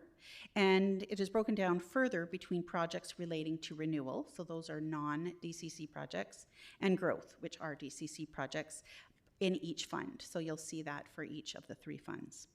It is also broken down by what is growth and needs to be funded from DCCs, as well as what relates to renewal. And these are funded by all other funding sources, such as taxation reserves, grants, debt, etc. So you will see that some of the DCC projects are funded by existing residents. And the non-growth portion of DCC project must be funded from another source. I missed the line. So this is due to the fact that most projects are not 100% growth projects. So a DCC project could have 75% growth and 25% renewal. And so the renewal part of that needs to be funded from another source besides DCCs. As well, the Local Government Act states that 100% of a cost of a growth project cannot be charged to the developer, and that the local government must establish an assist factor. So the assist factor must be funded by a source other than DCCs. So these two items account for the DCC projects funded by taxation, reserves, etc., that you see on the chart. So this update projects that the city will need to invest $2.6 billion over the next 20 years. So 280. Councillor Perino's been inspired by those numbers. I apologize for my ignorance. You've got allocated to growth. Yep. What do you mean growth? What do you mean growth? Are you talking about population growth? I'm sorry, I'm just not familiar with some of that. So as the community grows, we need infrastructure. Yes. And there are growth projects identified in the DCC bylaws that as it grows. And we identify which ones of those relate to growth and which relate to just like an existing residents and renewal. Okay, growth of the area. Yes. Gotcha. Yeah. Sorry about that. Nope, that's fine. And then the allocation to growth is funded from development cost charges. Okay. Yeah. Oh, yes, of course. So that's how we've divided them out. Yes, yes. So 284 million over 20 years. Yes, relates to growth projects and need to be funded from DCC revenues. $2.3 billion is needed for renewal of existing assets, as well as strategic initiatives and projects, and the city's portion of those DCC projects. And those are again funded from all the other sources, such as taxation, debt, reserves, etc. The 2.6 is definitely a bite. It's a lot, yeah. Yeah, thank you.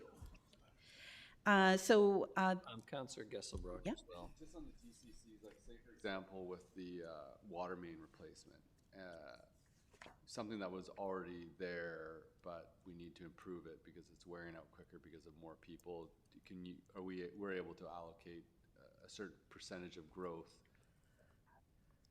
just the effects of wearing down infrastructure that was already there that we need to replace. Am I correct? I'll let Ms. Fulla answer that. Through the chair to Councillor Gressabek. Through the chair to Councillor Gressabek, for example, the Midtown water supply project, it's partially DCC and part of the project is not DCC. So the upgrades that we're doing to address capacity issues for additional water for growth and development in the community is part of the DCC bylaw and is being funded through DCCs except for our assist share. So we have a 25% assist factor for water DCCs. But for us to do that, the project also has to be on our DCC bylaw. So even though a project, we might say, oh, this is being generated by growth, if it wasn't included in our DCC bylaw, we can't charge developers for it. So that's why it's important that we're undertaking this update to make sure that as our community is growing quite rapidly, we capture those projects, and also because we've seen significant cost increases, so we need to update those projects on the list so that the DCC charges that we're asking for reflect the actual cost of what growth is costing the city. Roger, thank you so much. And if I may, just to be clear, it's 137 million a year for 20 years is my rough calculation. That's fair to say. And these numbers, I'm going to assume, do they take into account potential inflation, or is that based on current values, or? These do include an inflation amount. So the first 10 years we have inflation baked into those, and then for years 11 through 20, we've used a 2% inflation. Okay. Yeah. But 137 million a year, right? 20 into Yeah. 2,574,000. It's a lot. That's, yes. Thank you. Please continue. So you made this fancy. I didn't notice that there was little circles in there. So this graph represents the projected investment needed and the funding available by each fund. So you'll see a column for general, sewer, and water, as well as a total. And I'm going to go into this in more detail in the next slide. But overall, we have a funding gap of $999 million. Don't worry, we have some plans. So we have identified that we have $2.6 billion in investment needed over the next 20 years. So how are we going to fund that? Well, we have many great strategies in place already, working to fund the investment needed. So we have, like I've mentioned, we have annual contributions from taxation, annual contributions to our asset management reserves and other funds, as well as DCC rates. So when we looked at all of our funding options, we found that we had a projected funding balance of approximately $1.6 billion. Now, as we need 2.6 in funding, this left us with a shortfall of just over $999 million. So that's $75 million for DCC projects and $924.1 million for all renewal and other project types.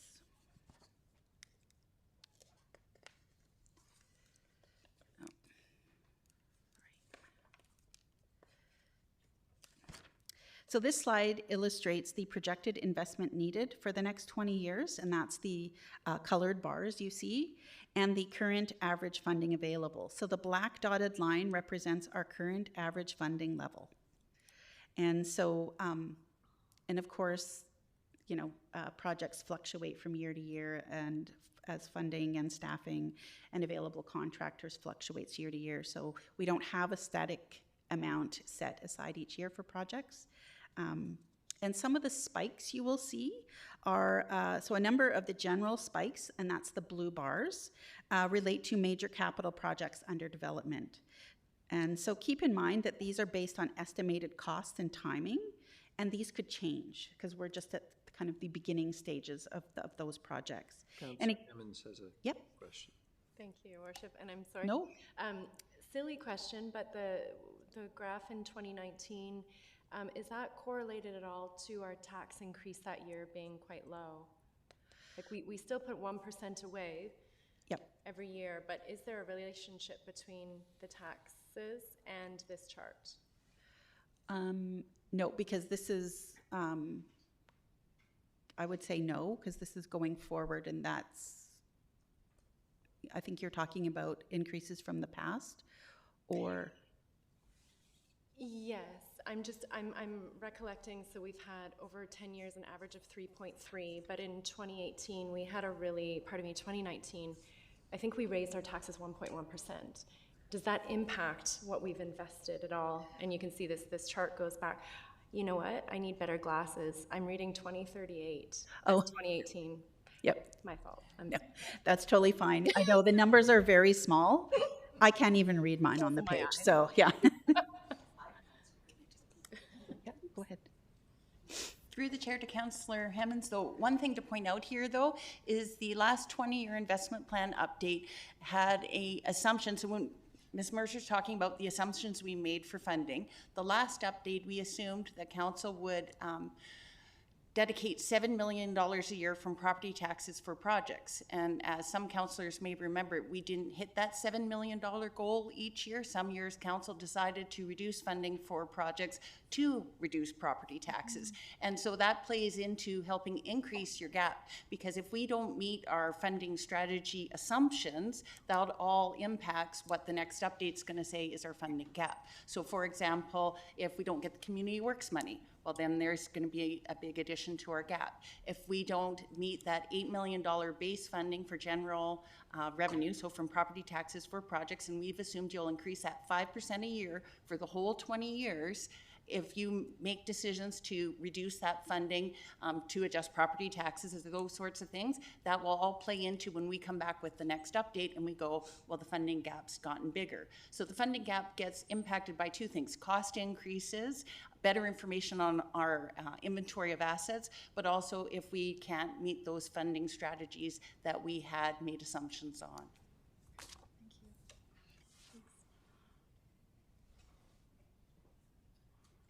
So a number of the general spikes, which is the blue bars, again, relate to the major capital projects under development. So for 2023, this represents the actual project plan approved by council. So we have an ambitious project plan for 2023. And the 2032 water spike ties to the South Fork Dam seismic upgrade and the secondary intake to the control building projects in that year. So next, we're going to talk about asset management plan update. So like I said, this is the fourth update to the asset management plan, the first one being in 2010, and many improvements have been made to with each update, and improvements will continue well into the future as we present more updates. So unlike the 20-year investment plan, the asset management plan is based on 2020 costing only and does not include inflation. So we've started the we started the update in 2021, and if we kept updating it to be current, we would have never finished it. So we picked a line in the sand and we've measured from that point on. Any assets that have been added since 2021 or constructed since 2021 will be included in the next update. So additional information on the asset management plan is available in the report in your agenda. Things such as condition assessment or service levels, etc., are included in more detail there. So the city has approximately $4.8 billion in asset, which is an increase of $1.8 billion since the last update. So cost inflation and a more complete inventory are the main causes of the increase. So inventories for facility and park amenities have been greatly improved, as we didn't have great information on these for the last update. So more work still needs to be done to reflect a complete inventory, but it is a vast improvement over our last update. Councillor Hemmons has another question. That's fine. Thank you, Your Worship, and actually not to you, Ms. Mercer. A random question, I asked this at the Public Works Days. Do we know approximately how many of our staff are dedicated to keeping our $4.8 billion in assets running? Do we have a ratio? The gentleman at Public Works Days suggested 200, but I'm just kind of curious if we've gone up $1.8 billion. We surely have corresponding HR increases with that, and what's our workforce look like in terms of supporting that? Mr. Sims, please. Worship, that's an excellent question on Councillor Hammond's part, and I don't know we've actually done the direct correlation, but I would say over the last several years there's not been a commensurate increase. Don't forget, this is an increase in value, not necessarily in numbers of assets or lengths, although that has increased as well. So on the public works side, there's about 170 staff that are dedicated really to making sure that the systems are functioning. And then I would say, Mr. Harding could comment a little bit more, but I would say at least 50 to 100 on the parks operations side, just in the maintenance and operation of the assets. Maybe that's a little bit of a stretch on knowing the facilities side is a little bit light, but that's definitely a good metric to start reporting out on. Fascinating, yeah, thank you. Councillor Gesselbrock.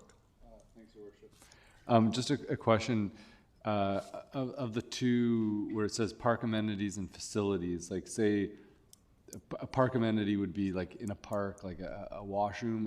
It doesn't include Bevan Park or the NAC. Right. So the types of projects that we have, so for park amenities, we have recreation dams, sports field trails, and playgrounds. And for facilities, we have civic office buildings such as SARC or the City Hall.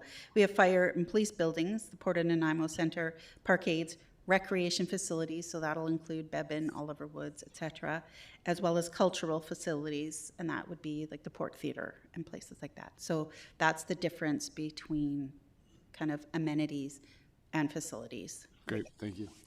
So the other, any other questions? Okay. So the other types of assets we have, so we have water utilities, and those, we have 2 water supply dams, 10 reservoirs. We have support facilities, so those are pump and pressure reducing control stations, a water treatment plant, 2 water filling stations, as well as supply and distribution mains and supplies. For the sewer utility, we have mains, lift stations, and force mains. We also have drainage mains. And for transportation, this includes roads, bridges, sidewalks, traffic signals, street lights, and retaining walls. And we also have IT equipment, and that includes computers, mobile devices, physical and virtual servers, printers, communication information or infrastructure, radio systems, and fiber optic networks. And lastly, we have fleet, and that includes cars, trucks, heavy equipment, solid waste collection equipment, fire apparatus, as well as ice resurfacing equipment. So there are a lot of different types of assets that the city has to maintain. Councillor Manley, please. Yeah, just really quickly, the drainage, is that just the cost of our storm sewer system? That's the assets for that? That's, Your Worship, that's the value of everything that is associated with our drainage infrastructure. So that would include, as Ms. Mercer mentioned, pipes, manholes, and culverts, and ditches, and detention ponds, et cetera. Yeah. Well, okay, thanks.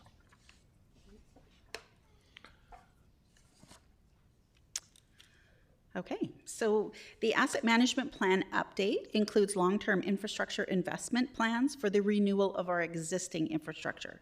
So we update our current inventory and added some new inventory classes. So an example is retaining walls was added this year. And where available, we updated condition assessment information. So if we had a condition assessment done on a building, we take that information from that assessment and update our models to reflect that new and complete information.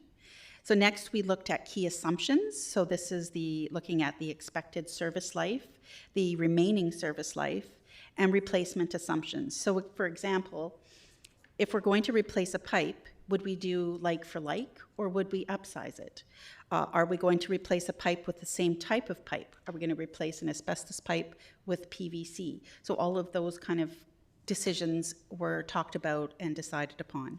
We also looked at new standards and determined what replacement will need to be. And lastly, we updated the cost estimates to reflect current values. So these would be in 2021 dollars. So once all of this information was compiled into our models, cross-departmental meetings were held to review the information for reasonableness based on the best information we had at the time. So staff looked at the models and debated on items that didn't quite match our expectations, and further investigation was done to make sure all of the inputs made sense. So was the useful life and costing correct? And did it pass the smell test, is basically, after all of that information was compiled, did it make sense? So these models are meant to be a attention-directing tool to support proactive decision-making. And the asset management plan is not perfect, but it is based on information and assumptions we had at the time of compiling it. So these models become part of our planning process by giving us an idea of what we need to look at in our condition assessment programs. So for example, the sewer models tell us which segment of pipe is coming up to the end of their service life. So this information can be worked into the utilities condition assessment program. So we would go out and do CCTV inspection of the pipes to tell us what the actual condition is. So this would confirm, yes, that it should be included in the 5 or 10-year plans, or if it's in better condition, could we move it out farther in the plans and models? So we want to optimize the replacement of assets and infrastructure. We don't want to replace them too soon, but we also don't want to wait till we have an emergency replacement. So what the asset management models have told us is that the majority of our infrastructure is in good condition. Now, you do need to keep in mind that the assets have different useful lives and can range anywhere from 5 years to 100 years. And a lot of our linear assets, which are pipes, are relatively new, as they haven't been in the ground for 80 years. So as we get farther into the later years of the plan, you'll start to see more of that infrastructure needing replacement. So our goal is to maintain these assets in good condition, and if we want to maintain or enhance the service levels provided, we need to continue to invest in our infrastructure.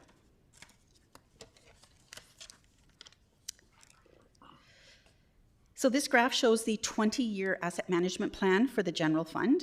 Now again, this kind of involves a lot of different types of assets, and that such as drainage facilities, fleet, IT, park amenities, and transportation infrastructures.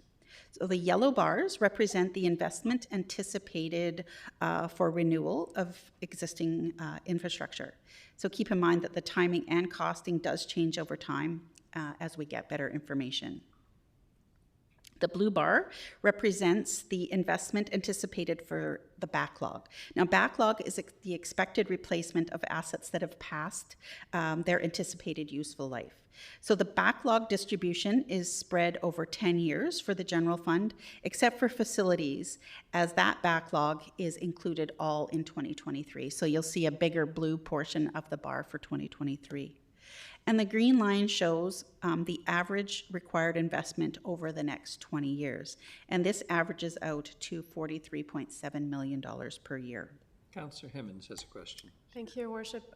Again, just clarifying, so by 2032, we've run through the backlog, and we are simply saving just for, we're not, we've cleared the backlog. We're anticipating that the backlog would be all dealt with by that point. What was did we anticipate the backlog to take us to 2032 when we initially wrote the proposal? Okay, go ahead. Through the chair to Councillor Hermans, just so some clarification here. So this graph is actually running 2022 to 2041, and it's the asset management plan. So the asset management plans are attention directing. So they are identifying for staff assets that are coming to end of life. And then as staff develop their 10-year project plans, they're looking at their asset management plans going, okay, this is coming to end of life, this is coming end of life, and they start working those projects into their 10-year plan and their 5-year plans based on prioritizing, because of course we can't do everything all at once. There's not enough resources, contractors, there'd be all kinds of issues there. So this is the backbone that feeds our 20-year investment plan, but the 20-year investment plan is actually the projects that staff are recommending that the city proceed with, and those are the ones we are planning to do. So the two plans are related, but this isn't our actual plan of the projects we're going to do. This directs staff on what they need to investigate and look at getting included into the 10-year plan so that we can address it. So when we see there's a backlog, staff's going to go, okay, we need to look at where we can slot this in the next 10 years to address that backlog. Okay, thank you. Okay, so a couple of the larger spikes you see in 2028 and 29 relate to the Nanaimo Operations Center Phase 2 and the RCMP detachment expansion projects, as they overlap in those 2 years, so they cause a bit of a bigger bump needed in those years. This graph shows the asset management plan for the sewer fund. So again, yellow bars represent the investment anticipated for renewal of existing assets. Blue bars represent the backlog. So the sewer lift station backlog work is shown in the years that the department is planning on replacing it. And the remaining backlog is distributed over 12 years. So the green line shows the average required investment over the next 20 years, and this averages out to about $7 million per year. And the red line, it shows the average required investment over the life cycle of the assets, which in this case is 80 years. So that averages out to about $10 million needed each year. So right now, about 86% of our overall system is in good shape, but as the infrastructure ages, more investment is needed, and that's what you see later out in the 20-year plan. And a couple of the reasons for the larger increases. So in 2032 through 2039, more replacement of asbestos concrete pipe and concrete pipe are anticipated to be replaced. So those are, more work is needed in those years, or is anticipated. And lastly, we have the 20-year asset management plan for the water fund. So again, like the last one, yellow bars represent anticipated renewal of existing assets, and blue bars are the expected backlog. So in this case, water distribution main backlog is distributed over 20 years, and the water supply main backlog is distributed over 15 years. Green line shows the average required investment over 20 years, which averages out to about $19.4 million per year. And the red line shows the required investment over the life cycle. And again, it is also 80 years. And this averages out to about $18.8 million needed each year. So those ones, the 20-year and the life cycle, are very similar in an average investment needed. Some of the larger increases you see, so the spikes in 2032, the South Fork Dam seismic upgrade and the secondary intake to the control building projects are scheduled here. And in 2032 to 2038, approximately $16 million is scheduled for the replacement of steel mains from 1954. So there's quite a bit of work needed for that. So the city has several initiatives underway to help with the continuous improvement of our asset management plans and system. So the first being is our corporate asset management software, or CAMS. So the city has undertaken a capital project to implement a corporate asset management software system, and Cartograph was the successful software selected. So once fully implemented, the software will integrate operating activities that will assist with investment planning. So this software will collect data on each asset, so when repairs are done, how often, all of that kind of information, and then that helps the departments plan out when we need to do replacement. So that is an improvement to our asset management models. The city has a grant through FCM to assist with the study relating to asphalt level of service. So this will help us determine the service levels that meet residents' and businesses' expectation at an affordable, sustainable cost within an appropriate risk tolerance. So once we determine what that level of service is, that will inform how often we need to replace the asphalt. We have a facility asset management strategy, and the city has a grant from the province to assist with this strategy, and this will provide a framework for facility-focused asset management and renewals. And lastly, we have staff training. So staff continue to develop their asset management knowledge through training, conferences, and memberships in various organizations such as Asset Management BC, and this keeps us on top of what's happening in the world of asset management. So now we come to the recommendations. So we know how much investment we need over the next 20 years, and we know how much estimated funding we have during that time as well. So the first recommendation is to continue the annual 1% property tax increase for the General Asset Management Reserve Fund for the next 5 years, or until the next update has been presented to Council, whichever comes first.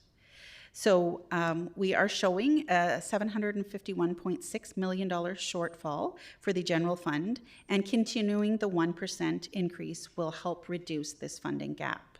So the 1% contribution doesn't close the gap, but the next update would look at extending it if needed. Another factor to consider is we don't know what's going to happen with inflation.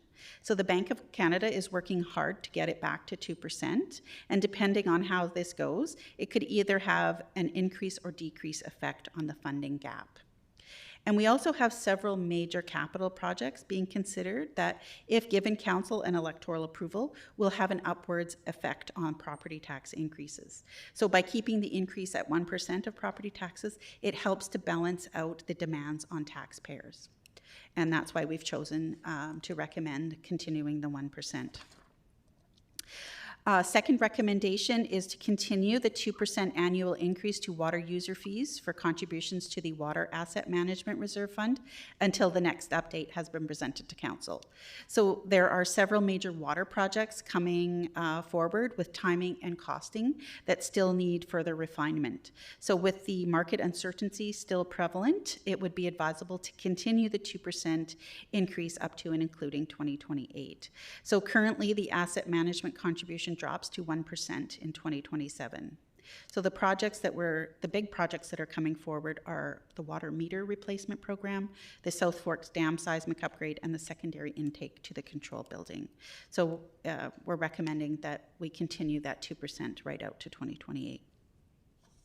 Third recommendation is to complete the 2023 DCC review that is currently underway and adopt a new bylaw. So the DCC review will help to close the funding shortfall that we have for growth-related projects funded by DCCs. That's our hope. With the update to that, we'll have a closing effect on the gap.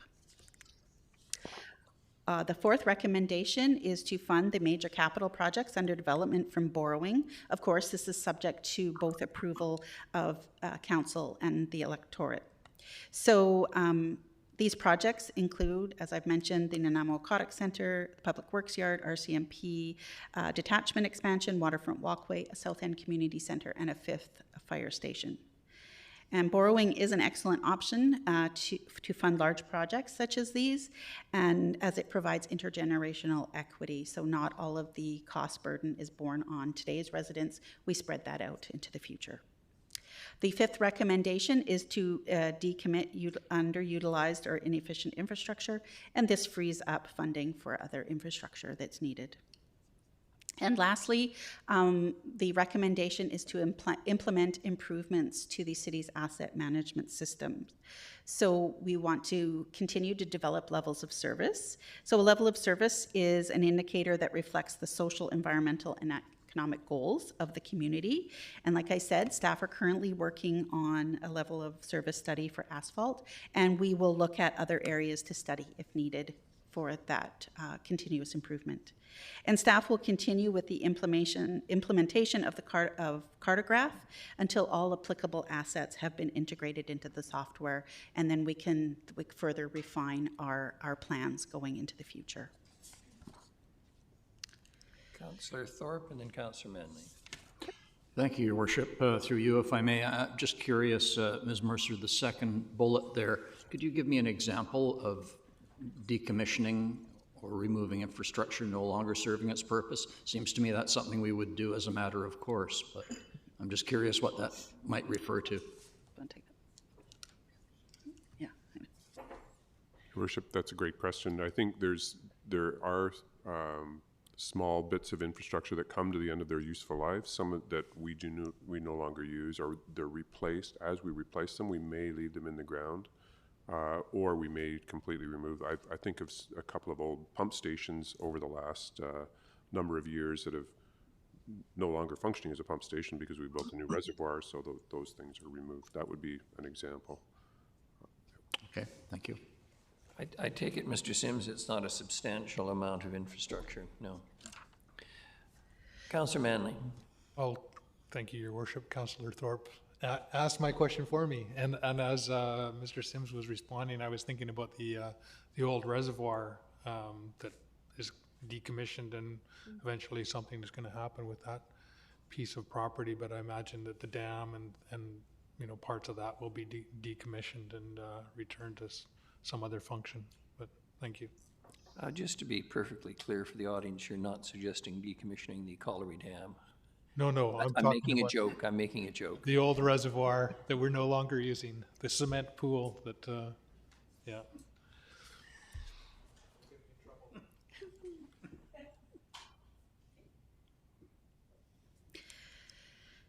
So the next three slides look at the impact on the general fund if the recommendations are implemented.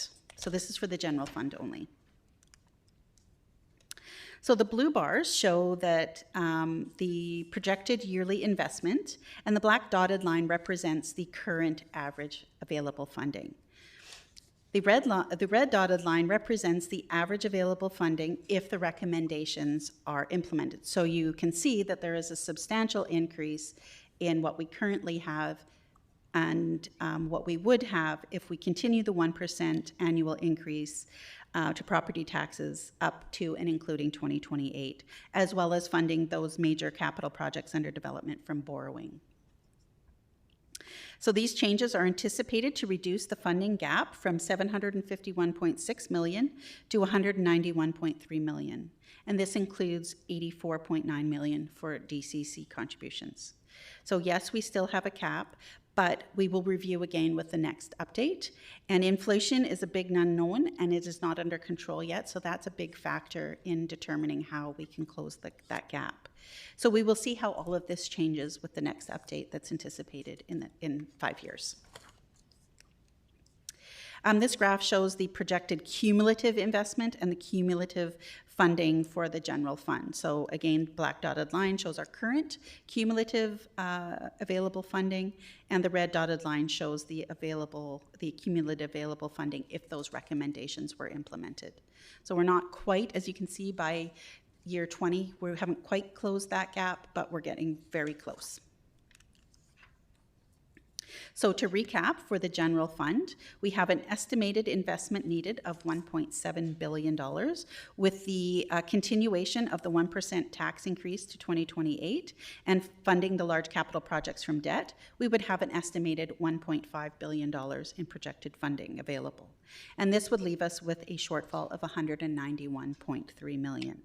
The remaining funding gap can be addressed through the DCC bylaw update that is currently underway.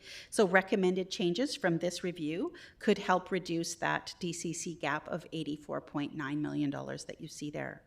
And the gap relating to renewal, upgrades, and strategic projects is $106.4 million.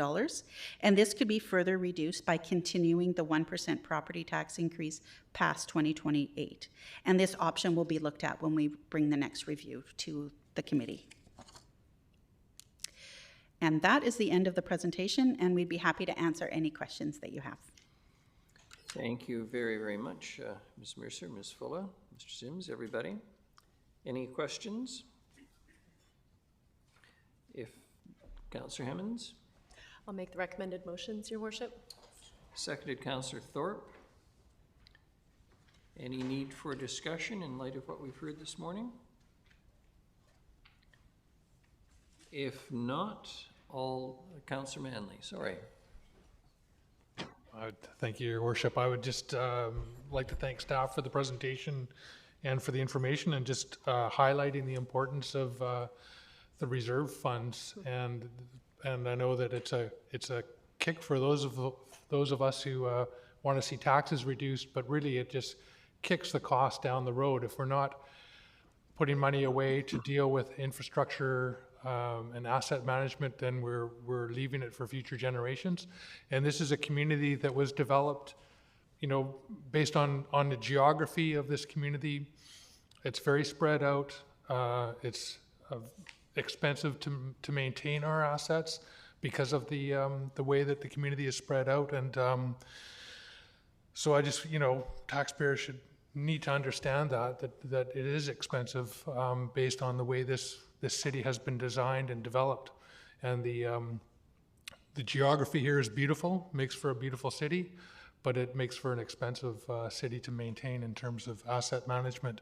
And, you know, there's been some discussion about special interests, and there are lots of special interests in town. Some people say cyclists are special interests. Other people, cyclists might say that car drivers are special interests, and we need to meet the special interest needs of all members of our community, and that's not a inexpensive thing to do. And so in terms of supporting this, I'm very much in support of continuing to sock money away. There was an earlier discussion about increasing the amount for the strategic assets for purchasing land, and I support that 100% as well, because it's important to think about the future and the long-term needs in terms of asset management and the growth of the city. So thank you. Thank you very much. If there's no further discussion, the motion's been made. All those in favor? Ms. Robertson, I know you're probably thinking the same thing. Do we have Councillors Eastmere and Armstrong with us? I just want to confirm who's on. If they could turn their cameras on for anybody, council member. If you're there, you could please turn your cameras on. Councillor Eastmere is still with us. If Councillor Armstrong is, if she could likewise turn her camera on. Councillor Armstrong vacated. She did send a note, and Councillor Brown is not in. Okay, thank you. All right, all those in favor, raise your hands, and any opposed? None. The motion carries. Thank you. The next, much appreciate this. The next is Bevan Park Pool Steam Room Repairs. Thank you, Worship. Mr. Harding, good morning. Thank you, Worship. Just we're asking Council to allocate $60,000 from the Facility Reserve Fund, and just as we're talking about reserves, this is the Recreation Facility Reserve Fund, which is generated and populated by everyone who uses our facilities, and a percentage of your swim or skate passes or rentals goes back in, 20% of those fees go back into this reserve to go back into the facilities to upgrade them for projects just like this. So we're looking for $60,000 of that fund to let this project go forward. If you have any questions on the actual project, Mr. Groot is here to tell you all things steam rooms. Thank you very much, Mr. Groot. Good morning. Any questions on this item? Councillor Hemmens? Thank you, Your Worship. My understanding from the report is that we've had a failure of installed, like a piece of the wall, the tiles. We're gonna go with the same product in the repair. Is there any risk there because it's failed early already? Yeah, thanks, through Your Worship, to Councillor Hemmens. So the reason why it's taken so long for us to get to a point where we actually can ask for the funding is we've done all of that kind of background check. We went back to the engineering, we went back to the architects, we went back to, and then through that review and investigation, it's the product failure of that particular product, but there's not a risk of us like buying poor product. Well, there's always a risk, I guess, to a certain degree, but there wasn't a consensus to change the design at all. It was really more so do a complete rebuild and then do the, put the wall system back in place. Thank you. I assumed, but had to ask. Thanks. Care to make the recommended motion? Yeah, you bet. Moved by Councillor Hemmens, seconded by Councillor Perino. Any discussion? Not seeing any. All those in favor? Any opposed? None. Motion carries. Mr. Groot, Mr. Harding, thank you. The next is the Terminal Avenue Corridor Upgrades Phase 1.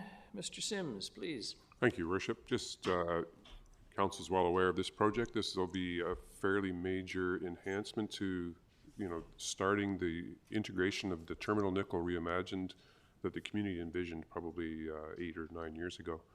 And this is really triggering the start of action in the downtown core for a multi-year, multi-phased, multifaceted approach. Of course, we're taking advantage to replace the aging utilities, the water and the storm drainage underneath, and we've engaged Ministry of Transportation's participation. They're contributing a little over $1.2 million. So this is going to be also including a significant refresh of the Italian Fountain, the Pioneer Park, and just creating an overall urban feel and getting rid of that sort of highway corridor feel. And I would say the bids came in certainly higher than we were anticipating. That's disappointing, but this is the price. We've got two very solid proposals from very reputable contractors that we worked with through the process. Once we had selected the most preferred contractor, we worked with them to actually reduce the capital costs, adjust the scope, make some changes in construction patterning. Like, for instance, we're not doing the work at night anymore, we're doing it during the day. Cleared that with Ministry of Transportation, and that's actually taken another $1 million out of the capital cost. But even with that, we asked the committee's approval to adjust the budget by just a little over 1.5 as incorporated in the recommendation. Staff are here with any detailed questions. There's an agenda package, or part of your agenda package includes some of the renderings, the architectural renderings, so it'll be a vast improvement for the area. Thank you. Thank you, Mr. Sims. It's a very impressive project, and it's going to have a dramatic impact on the city. In order, Councillors Prino and Gesselbach. Just a very quick question, Your Worship, through you to Mr. Sims. I'm just wondering, should this motion get passed this morning, the motion that we have recommended? I'm just wondering when the project would actually start work. That's an excellent question, and I should have included that, Your Worship, that we anticipate it starting as just immediately after Canada Day, should this recommendation pass. Okay, Yep. thank you. Thank you. Councillor Gesselbach. Thanks, Your Worship. I do think this is an important project to clean up the entrance into our city.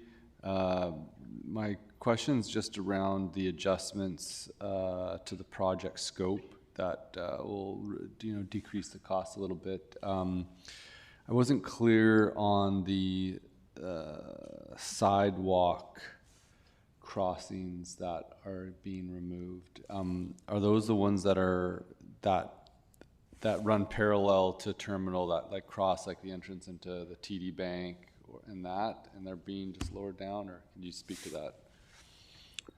The concrete crosswalks will be along terminal, not across terminal. Right. And I just want to confirm that with Mr. Elliott. Through Your Worship to Councillor Gesselbach, we had proposed making the crosswalks through terminal concrete as well. However, it was a pretty costly item. So all the crosswalks that go along terminal, so crossing Commercial, Gordon Street, the TD Bank, those will all be concrete. It's the ones that crossed terminal itself that we've removed. Okay, so we were looking at doing raised crosswalks across terminal, or they're just concrete? Just concrete as a different treatment. However, because it is a highway, they'd have to be over a foot thick. It's a pretty expensive item to put in. Right, okay, and that wouldn't change the height or anything, it would just be a different texture. Yep. Definitely a nice to have.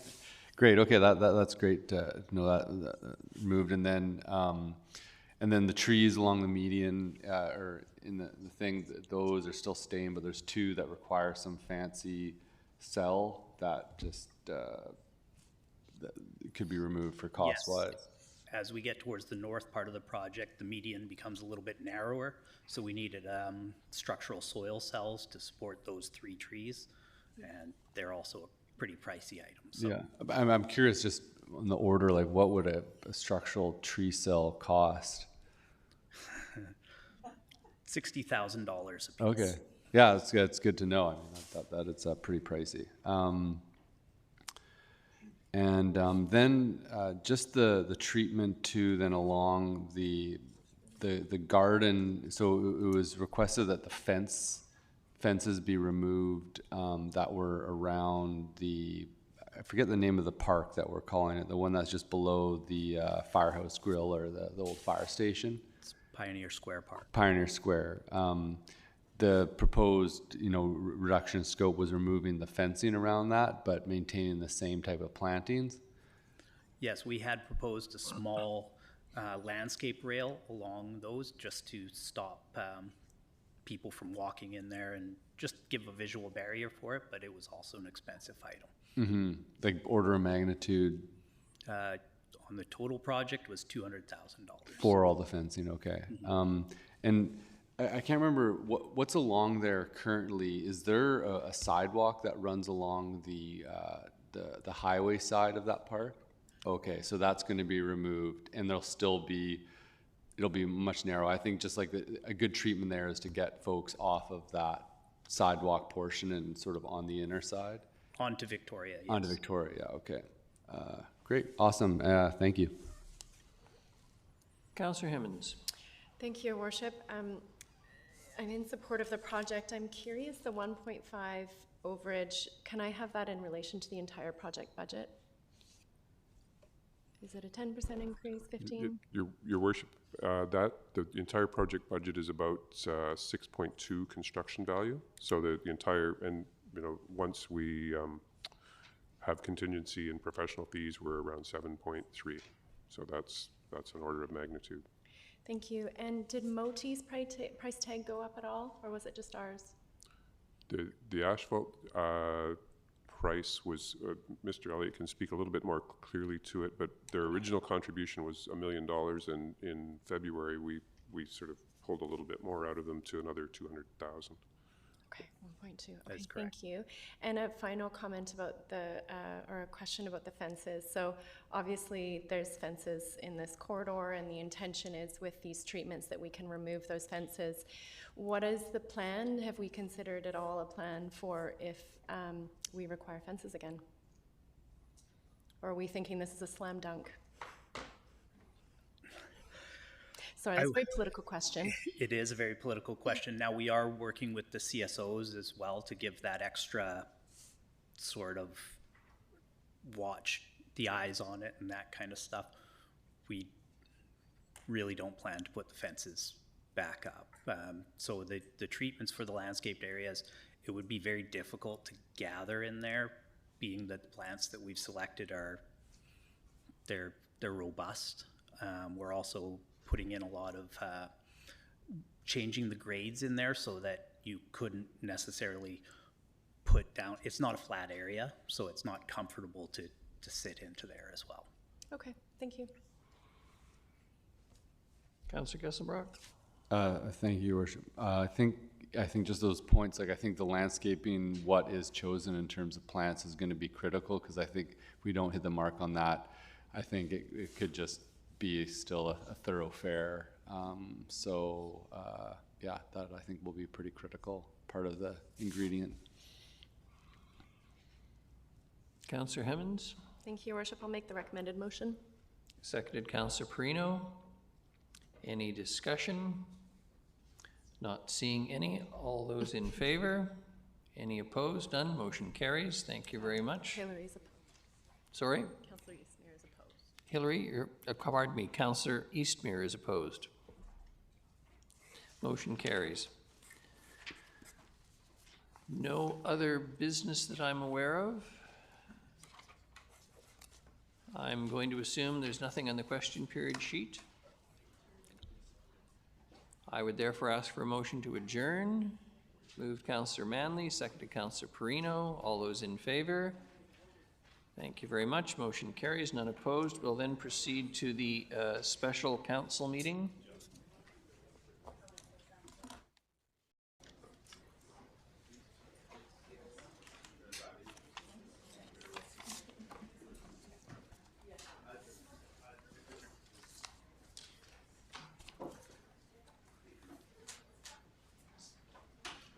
Ms. Robertson, from a technical perspective, I should wait for a signal from the booth.